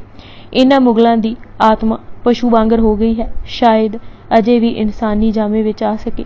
ਮੈਂ ਜਾਂਦਾ ਹਾਂ ਅਤੇ ਜਹਾਂਗੀਰ ਨੂੰ ਜਾ ਕੇ ਦੱਸਦਾ ਹਾਂ ਕਿ ਇੱਕ ਪਾਸੇ ਉਸ ਦੇ ਹੁਕਮ ਨਾਲ ਕੀ ਅਤਿਆਚਾਰ ਹੋ ਰਹੇ ਹਨ ਅਤੇ ਦੂਜੇ ਪਾਸੇ ਰੱਬ ਅਤੇ ਰੱਬ ਦੇ ਬੰਦਿਆਂ ਦੇ ਪਿਆਰ ਦੀ ਖਾਤਰ ਕੀ ਤਸੀਹੇ ਝੱਲੇ ਜਾ ਸਕਦੇ ਹਨ। ਸ਼ਾਇਦ ਕੀਤੀ ਦਾ ਨਜ਼ਾਰਾ ਦੇਖ ਕੇ ਮੁਗਲਾਂ ਦੀ ਆਤਮਾ ਜਾਗ ਪਵੇ। ਪਰ ਜੇ ਸ਼ਾਂਤਮਈ ਰਹਿ ਕੇ ਸਰੀਰਕ ਦੁੱਖ ਝੱਲਣ ਦਾ ਤਰੀਕਾ ਕਾਮਯਾਬ ਨਾ ਹੋਇਆ ਤਾਂ ਸਮਝ ਲੈਣਾ ਕਿ ਮੁਗਲਾਂ ਦੀ ਆਤਮਾ ਪੂਰਨ ਤੌਰ ਤੇ ਮਨੁੱਖੀ ਸੁਭਾਅ ਛੱਡ ਚੁੱਕੀ ਹੈ ਅਤੇ ਪਸ਼ੂ ਭਾਵ ਵਿੱਚ ਟੁਰ ਗਈ ਹੈ। ਫਿਰ ਇਹਨਾਂ ਦੀ ਆਤਮਾ ਨੂੰ ਮਨੁੱਖੀ ਸੁਭਾਅ ਵਿੱਚ ਵਟਾਉਣ ਦੀ ਖਾਤਰ ਦੁੱਖ ਝੱਲਣੇ ਇਤਨੇ ਹੀ ਬੇਅਰਥ ਹੋਣਗੇ ਜਿਤਨੇ ਕਿ ਸਿੰਗਾਂ ਵਾਲੇ ਜੰਗਲੀ ਜਾਨਵਰ ਅੱਗੇ ਲੰਮੇ ਪੈ ਕੇ ਉਸ ਦਾ ਪਸ਼ੂ ਸੁਭਾਅ ਵਟਾਉਣ ਦਾ ਯਤਨ ਬੇਅਰਥ ਹੁੰਦਾ ਹੈ। ਸਮਾਂ ਆ ਰਿਹਾ ਹੈ, ਭਲਾਈ ਅਤੇ ਬਦੀ ਦੀਆਂ ਤਾਕਤਾਂ ਦੀ ਮੁੱਠਭੇੜ ਹੋਵੇਗੀ। ਇਸ ਲਈ ਕਮਰ ਕੱਸੇ ਕਰ ਲਵੋ, ਆਪ ਸ਼ਸਤਰ ਪਹਿਨੋ ਅਤੇ ਸਿੱਖਾਂ ਨੂੰ ਵੀ ਐਸਾ ਕਰਨ ਦੀ ਪ੍ਰੇਰਨਾ ਕਰੋ।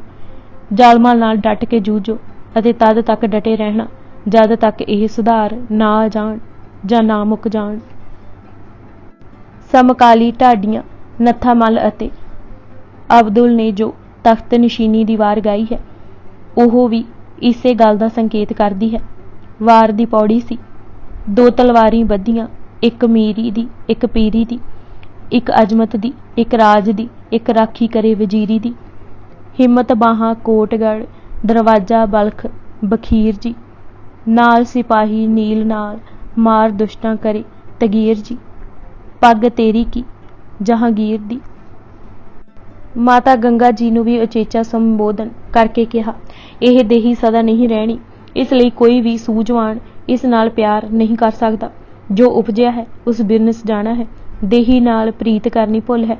तुसां साडे पिछे कोई सोग नहीं करना, अपने शरीर नालों अपनी आत्मा नूं विछोड़न दा आपने जतन नहीं करना। गुरु अर्जन देव जी नूं 22 मई 1606 ईस्वी नूं श्री ਅੰਮ੍ਰਿਤਸਰ तो ही मुर्तजा खां ने गिरफ्तार किया। गुरु हुक्म अनुसार गुरु हरगोबिंद जी डल्ला चले गए सन। गुरु अर्जन जी नाल उस समय 5 प्रसिद्ध सिख चौधरी लंगाहा, भाई बिधि चंद, भाई पैड़ा, भाई जेठा जी अते भाई पिराणा जी आपू ही चल पए सन। इन्हां सिखां नूं गुरु जी ने आप ही लाहौर तो मुड़न दा हुक्म दे दिता सी अते गुरु हरगोबिंद जी दी शरण जाण लई कहा सी। शहीदी बद्धे होए ही दिते नदी रुड़ाए। गुरु अर्जन देव जी नूं लाहौर जहांगीर दे दरबार पेश किया गया। महाराज ने हर उठाए सवाल का यह उत्तर दिता कि वह उन्हां दे किसी वरताओ तो भै नहीं खांदे। यह सब भाणे विच हो रहा है। यह कष्ट जिन्हां दा बार बार डरावा दिता जा रहा है सगों आनंद देंदे हन। खुसरो नूं प्रसाद छकाउण दी गल कही जा रही है। यह ओह ही लंगर है जिथे तेरा पिता खा गया, अते जे अज तेरा पुत्र खा गया तां किहड़ी आफत आ गई। जहांगीर ने जद गुरु ग्रंथ साहिब विच मुहम्मद साहिब की उस्तत दे कुछ शब्द पाउण लई कहा तां आप जी ने कहा कि यह कदाचित नहीं हो सकता। यह तुर्की बाणी है, इस विच रला कोई भी नहीं पा सकता। सच सच है अते कदे बदलिया नहीं। यह मुकालफ कहता है कि रिश्ता मोड़न वाली गल कही गई, पर आप जी ने यह वचन ही कहे। सुत त्रीय धन धन आद सब तजित न लावो देर, सिख बचन को त्यागबो तो न हम ते हेर। आखिर मुहम्मदी उम्मत विच दाखिल होण लई जद कहा तां आप जी दा कहना सी कि यह शरीर तां नाशवंत है।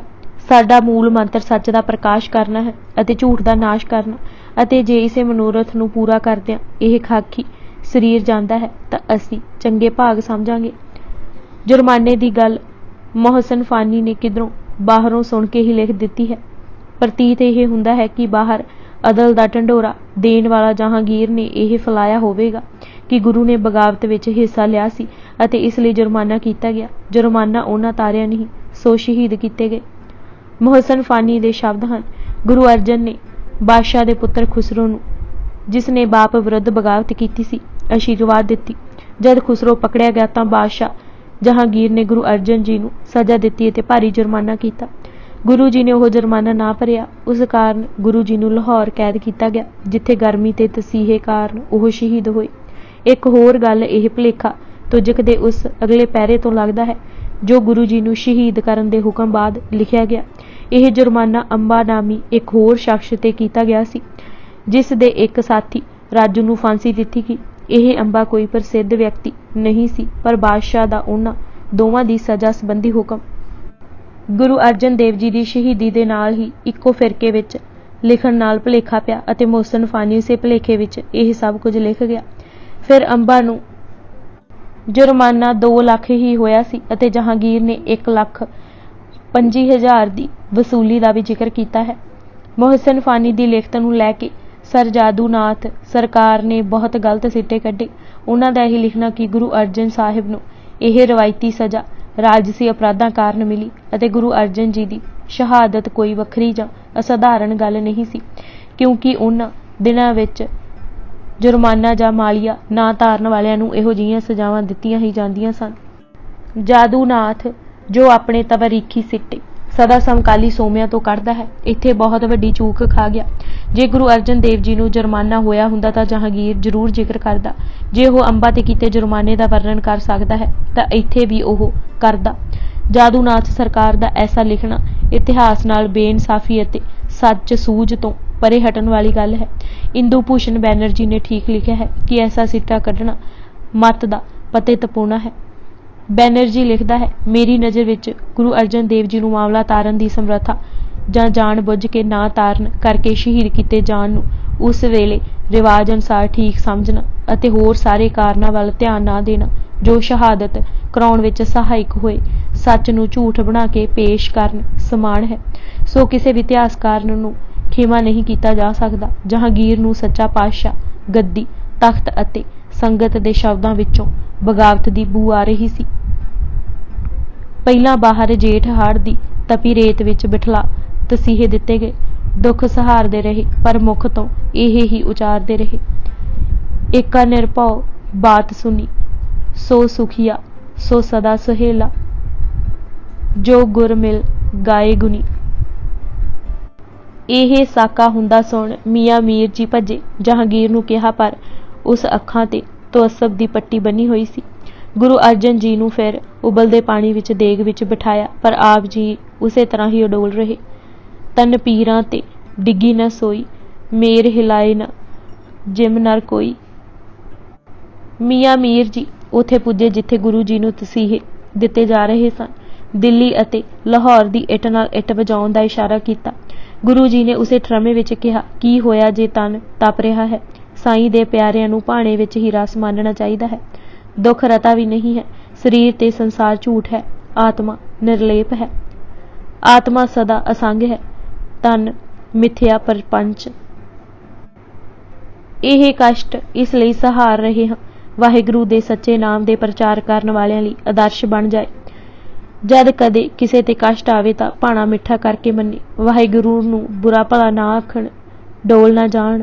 ਆਮ ਮਨੁੱਖਾਂ ਦੀ ਅਗਵਾਈ ਲਈ ਉੱਚੇ ਆਦਰਸ਼ ਦੀ ਲੋੜ ਹੁੰਦੀ ਹੈ। ਮਾਣ ਹੁੰਦੇ ਹੋਏ ਨਿਮਾਣਾ, ਤਾਣ ਹੁੰਦੇ ਹੋਏ ਨਿਤਾਣਾ ਭਗਤਾਂ ਨੂੰ ਸ਼ੋਭਦਾ ਹੈ। ਆਤਮਿਕ ਸ਼ਕਤੀ ਨੂੰ ਸਰੀਰ ਦੀ ਰੱਖਿਆ ਲਈ ਨਹੀਂ ਵਰਤਣਾ ਚਾਹੀਦਾ। ਮੀਆਂ ਮੀਰ ਜੀ ਇਹ ਕਹਿੰਦੇ ਹੋਏ ਸਿਰ ਨੀਵਾਂ ਵਾਪਸ ਆਏ, ਜੋ ਤੁਸਾਂ ਸੁਖਮਨੀ ਵਿੱਚ ਉਚਾਰਿਆ ਹੈ ਉਸ ਨੂੰ ਠੀਕ ਸਾਬਿਤ ਕਰ ਦਿੱਤਾ ਹੈ। ਰਹੇ ਬਦੇਹੀ ਹੋਏ ਦ੍ਰਿੜ, ਬ੍ਰਹਮ ਗਿਆਨੀ ਨੀਕ, ਜੋ ਬਰਨਿਓ ਮਦ ਸੁਖਮਣੀ, ਪਾਲ ਦਿਖਾ ਲਿਓ ਠੀਕ। ਫਿਰ ਤੱਤੇ ਤਵੇ ਤੇ ਬਿਠਾਇਆ ਗਿਆ ਅਤੇ ਗਰਮ ਰੇਤਾ ਝੁਲਸੇ ਹੋਏ ਸਰੀਰ ਤੇ ਪਾਇਆ ਗਿਆ, ਪਰ ਗੁਰੂ ਜੀ ਬੈਠੇ ਰਹੇ ਅਬੋਲ ਅਡੋਲ, ਅਤੇ ਜੋ ਨਹੀਂ ਜਰਿਆ ਜਾ ਸਕਦਾ ਸੀ ਉਸ ਨੂੰ ਵੀ ਜਰ ਲੈਣ ਦੀ ਹੱਦ ਦਰਸਾ ਦਿੱਤੀ। ਅਜਰ ਜਰਨ ਕੀ ਔਧ ਜਨਾਈ, ਇੱਤੇ ਕਸ਼ਟ ਤੇ ਨਹੀਂ ਦਿਖਾਈ। ਹੁਣ ਸਾਰੀ ਦੇਹ ਹੀ ਫਲੂਹਾਂ ਨਾਲ ਭਰ ਗਈ, ਪਰੇ ਫਲੂਹੇ ਸਗਰੀ ਦੇਹੀ। ਪਰ ਆਪ ਜੀ ਇਹ ਹੀ ਫਰਮਾਉਂਦੇ ਰਹੇ, ਦੁਸ਼ਟ ਕਸ਼ਟ ਯਹ ਤਨ ਕੋ ਦੇਹੇ, ਹਮ ਸਾਖੀ ਨਿਆਰੋ ਦਰਸੇ ਹੈ। ਇਸੇ ਤਰ੍ਹਾਂ 5 ਦਿਨ ਤਸੀਹੇ ਦਿੱਤੇ ਜਾਂਦੇ ਰਹੇ। 5 ਦਿਵਸ ਬੀਤੇ ਇਸ ਭਾਂਤੀ। 6ਵੇਂ ਦਿਨ ਭਾਵ 30 ਮਈ 1606 ਈਸਵੀ ਨੂੰ ਹੋਰ ਤਸੀਹੇ ਦੇਣ ਲਈ ਰਾਵੀ ਦੇ ਤੱਟ ਤੇ ਲੈ ਗਏ ਅਤੇ ਬੱਧੇ ਹੋਏ ਹੀ ਦਿੱਤੇ ਨਦੀ ਰੁੜਾਏ। ਸੰਮਤ 1663 ਜੇਠ ਮਹੀਨੇ, ਚੰਨੇ ਚਾਨਣੀ ਚੌਥ, ਜਲ ਵਹਾਏ ਲੀਨੇ। ਇਹ ਦਰਸਾ ਗਏ ਕਿ ਕੇਲੇ ਵਿੱਚੋਂ ਫਲ, ਤਿਲਾਂ ਵਿੱਚੋਂ ਤੇਲ, ਹਾਥੀ ਦੇ ਦੰਦ ਇੱਕ ਵਾਰ ਹੀ ਨਿਕਲਦੇ ਹਨ। ਸ਼ੇਰ ਅਤੇ ਸ਼ੇਰਨੀ ਦਾ ਸਪਰਸ਼ ਅਤੇ ਮਹਾਪੁਰਸ਼ ਦਾ ਵਾਕ ਇੱਕ ਵਾਰ ਹੀ ਹੁੰਦਾ ਹੈ। ਸੋ ਇਸ਼ਨਾਨ ਕਰਨ ਦੀ ਆਗਿਆ ਮੰਗਣ ਵਾਲੀ ਗੱਲ ਵੀ ਨਿਰਮੂਲ ਹੈ। ਭਾਈ ਰਤਨ ਸਿੰਘ ਜੀ ਭੰਗੂ ਨੇ ਗਵਾਹੀ ਭਰੀ ਹੈ ਕਿ ਗੁਰ ਅਰਜਨ ਦਰਿਆਏ ਨਾ ਬੋੜਿਓ, ਕਿ ਗੁਰੂ ਤੇਗ ਬਹਾਦਰ ਸੀਸ ਨਾ ਤੋਰਿਓ, ਕਿ ਸਾਹਿਬਜ਼ਾਦੇ ਨਾਹੇ ਮਰਵਾਏ, ਸ਼ੀਰ ਖੋਰ ਤਿਹ ਨਾਹੇ ਕੁਹਾਏ। ਭੰਗੂ ਜੀ ਪ੍ਰਸ਼ਨ ਕਰਦੇ ਹਨ ਕਿ ਇਸ ਤੋਂ ਮੁਗਲ ਕਿਵੇਂ ਇਨਕਾਰੀ ਹੋ ਸਕਦੇ ਹਨ ਕਿ ਉਹਨਾਂ ਗੁਰੂ ਅਰਜਨ ਜੀ ਨੂੰ ਦਰਿਆ ਵਿੱਚ ਰੋੜਿਆ, ਕਿ ਉਹਨਾਂ ਤੇਗ ਬਹਾਦਰ ਨੂੰ ਸ਼ਹੀਦ ਨਹੀਂ ਕੀਤਾ, ਵੱਡੇ ਸਾਹਿਬਜ਼ਾਦੇ ਜੰਗ ਵਿੱਚ ਨਹੀਂ ਮਾਰੇ ਅਤੇ ਦੁੱਧ ਪੀਣੇ ਮਾਸੂਮ ਬੱਚੇ ਕੋਹ ਕੇ ਨਹੀਂ ਮਾਰੇ। ਮੁਨਸ਼ੀ ਸੋਹਣ ਲਾਲ ਸੂਰੀ ਨੇ ਵੀ ਇਹ ਹੀ ਲਿਖਿਆ ਹੈ ਕਿ ਕੁਝ ਤਸੀਹੇ ਦੇਣ ਦੇ ਮਗਰੋਂ ਉਸ ਮਹਾਪੁਰਸ਼ ਗੁਰੂ ਅਰਜਨ ਜੀ ਨੂੰ ਉਹਨਾਂ ਮੁਗਲਾਂ ਨੇ ਦਰਿਆ ਰਾਵੀ ਵਿੱਚ ਸੁੱਟਿਆ। ਇੱਕ ਸਮਕਾਲੀ ਪਾਦਰੀ ਨੇ ਵੀ ਲਿਖਿਆ ਹੈ ਕਿ ਹੱਦੋਂ ਵੱਧ ਸ਼ਰਾਬ ਪੀਣ ਦੀ ਵਾਦੀ ਹੋਣ ਕਾਰਨ ਜਹਾਂਗੀਰ ਦੀ ਦਿਮਾਗੀ ਹਾਲਤ ਵਿਗੜ ਗਈ ਸੀ। ਉਸ ਦੇ ਖੁਸ਼ਾਮਦ ਅਤੇ ਖਾਸ ਕਰਕੇ ਮਜ਼ਹਬੀ ਦੀਵਾਨਿਆਂ ਨੇ ਉਸ ਦੀ ਇਸ ਹਾਲਤ ਤੋਂ ਲਾਭ ਉਠਾਉਂਦੇ ਹੋਏ ਉਸ ਨੂੰ ਵਰਗਲਾ ਕੇ ਉਸ ਰਾਹ ਤੇ ਪਾ ਦਿੱਤਾ ਜਿਹੜਾ ਕਿ ਉਸ ਪਿੱਛੋਂ ਉਸ ਦੀ ਬਦਨਾਮੀ ਦਾ ਕਾਰਨ ਬਣਿਆ। ਗੁਰੂ ਅਰਜਨ ਜੀ ਨੂੰ ਜਦੋਂ ਜਹਾਂਗੀਰ ਦੇ ਹੁਕਮ ਨਾਲ ਤਸੀਹੇ ਦਿੱਤੇ ਜਾ ਰਹੇ ਸਨ ਤਾਂ ਮੈਂ ਉੱਥੇ ਲਾਹੌਰ ਮੌਜੂਦ ਸਾਂ। ਮੈਂ ਕਈ ਵਾਰੀ ਗੁਰੂ ਜੀ ਨੂੰ ਮਿਲਣ ਦੀ ਕੋਸ਼ਿਸ਼ ਕੀਤੀ, ਪਰ ਮੈਨੂੰ ਮਿਲਣ ਨਾ ਦਿੱਤਾ ਗਿਆ। ਜਹਾਂਗੀਰ ਨੂੰ ਕਾਜ਼ੀਆਂ ਨੇ ਹੀ ਗੁੰਮਰਾਹ ਕੀਤਾ ਸੀ, ਜਹਾਂਗੀਰ ਨੂੰ ਬਦਨਾਮ ਕਰਾਇਆ ਅਤੇ ਇੱਕ ਮਹਾਨ ਪੁਰਸ਼ ਦੀ ਮੌਤ ਦਾ ਕਾਰਨ ਬਣਿਆ। ਬਦਨਾਮ ਤਾਂ ਹੋਣਾ ਹੀ ਸੀ, ਕਿਉਂਕਿ ਇਸੇ ਲਾਹੌਰ ਨੂੰ ਗੁਰੂ ਜੀ ਨੇ ਕਾਲ ਦੇ ਸਮੇਂ ਆਪਣਾ ਸਭ ਕੁਝ ਵਾਰ ਕੇ दुख हरे सन।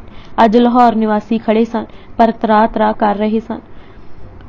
उम्दह तवरीख दे लिखारी ने यही लिखा है कि शहादत नूं लिखण लग्या कलम लहू दे हंझू केरदी है, अखां रोंदियां हन, दिल पाड़दा है अते जान हैरान हुंदी है। एक पुर्तगाली पादरी सेंट जैरोम जेवियर ने सितंबर 25 सन 1606 ईस्वी शहादत तो तकरीबन 4 महीने पिछों लाहौर ते लिखिया, रोज़ नवें सूरज इस महापुरुष गुरु अर्जन देव जी नूं तरह तरह के तसीह दिते गए। फिर हुक्म भेजिया कि होर जुलम ढाहो, खाना तक ना दिता, हज़ारां ही ढंगां नाल अनादर किया। इस तरह जुलमां तसीहां ते अनादरां नूं ना सहारदे नेक गुरु जी दी शहीदी हो गई। भाई गुरदास जी ने भी अपने रहस्यमयी ढंग नाल लिखिया है कि ओह गुरु अर्जन जी तो कुरबान हन, जिन्हां दी यह अचरज करनी सी। ओह तत्ते तवियां ते बैठे कष्ट सहारे पर इस तरह निर्वाण रहे जिवें मच्छी पानी विच रहिंदी है, जिवें पतंगा जलदी क्षमा देख हस आपा वारन लई ना सुटदा है, जां जिवें हिरन रता पर परवाह नहीं करदा पर शब्द दी धुनी सुण तीर तक खाण लई उठ खड़ोंदा है।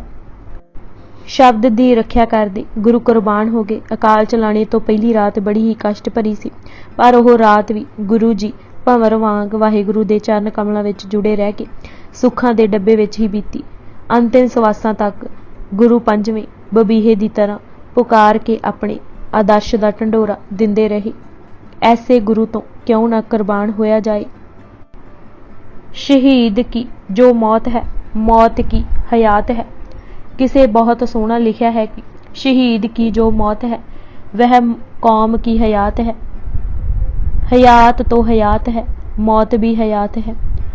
गुरु अर्जन देव जी दा सारा जीवन कौम लई जिंदगी दाता सी अते ਇਹ शहीदी ਤਾਂ सदा जीवन बख्शदी रहेगी। ਕਹਿੰਦੇ ਹਨ कि खून ਨੂੰ बहुत ਵਿਆਜ ਲੱਗਿਆ ਕਰਦਾ है।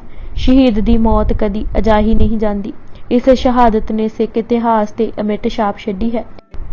इतना प्रभाव इस शहादत ने छड्डिया कि लतीफ ट्रंप ਅਤੇ ਹੋਰ ਸਾਰੇ ਇਤਿਹਾਸਕਾਰ ਇਸ ਨੂੰ ਸਿੱਖ ਇਤਿਹਾਸ ਵਿੱਚ ਮੋੜ ਵੱਤ ਕਹਿੰਦੇ ਹਨ। ਭਾਵੇਂ ਮੋੜ ਵਾਲੀ ਕੋਈ ਗੱਲ ਨਹੀਂ ਸੀ, ਕਿਉਂਕਿ ਸਭ ਮਿੱਥੇ ਹੋਏ ਅਤੇ ਦਿੱਤੇ ਹੁਕਮ ਮੁਤਾਬਕ ਹੋ ਰਿਹਾ ਸੀ। ਗੁਰੂ ਅਰਜਨ ਜੀ ਨੇ ਬਹੁਤ ਪਹਿਲਾਂ ਹੀ ਹੁਕਮ ਕਰ ਦਿੱਤੇ ਸਨ ਕਿ ਉਹਨਾਂ ਕਿਰਪਾਨਾਂ ਪਹਿਨਣੀਆਂ ਹਨ, ਪਰ ਹਰਗੋਬਿੰਦ ਦਾ ਰੂਪ ਧਾਰ ਕੇ ਪਹਿਨਣੀਆਂ ਹਨ। ਸ਼ਬਦ ਦੀ ਪ੍ਰੀਤੀ ਕਰ ਪੀਰ ਦੀ ਪੀਰੀ ਖਿੱਚ ਲੈਣੀ ਹੈ।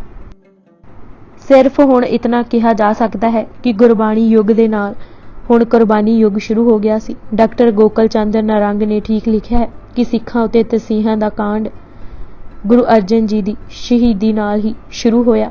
गुरु जी दी शहादत उपरंत असी सिख इतिहास विच हुकूमत वल्लों दिते डरावियां जुर्मानियां गिरफ्तारियां घर घाट जब्त करन तसीहे देन सूली चाढ़न कतलेआम करन बंद बंद कट्टन आरे नाल चीरन चरखड़ियां ते चाढ़न दा वर्णन नित पढ़ते हाँ।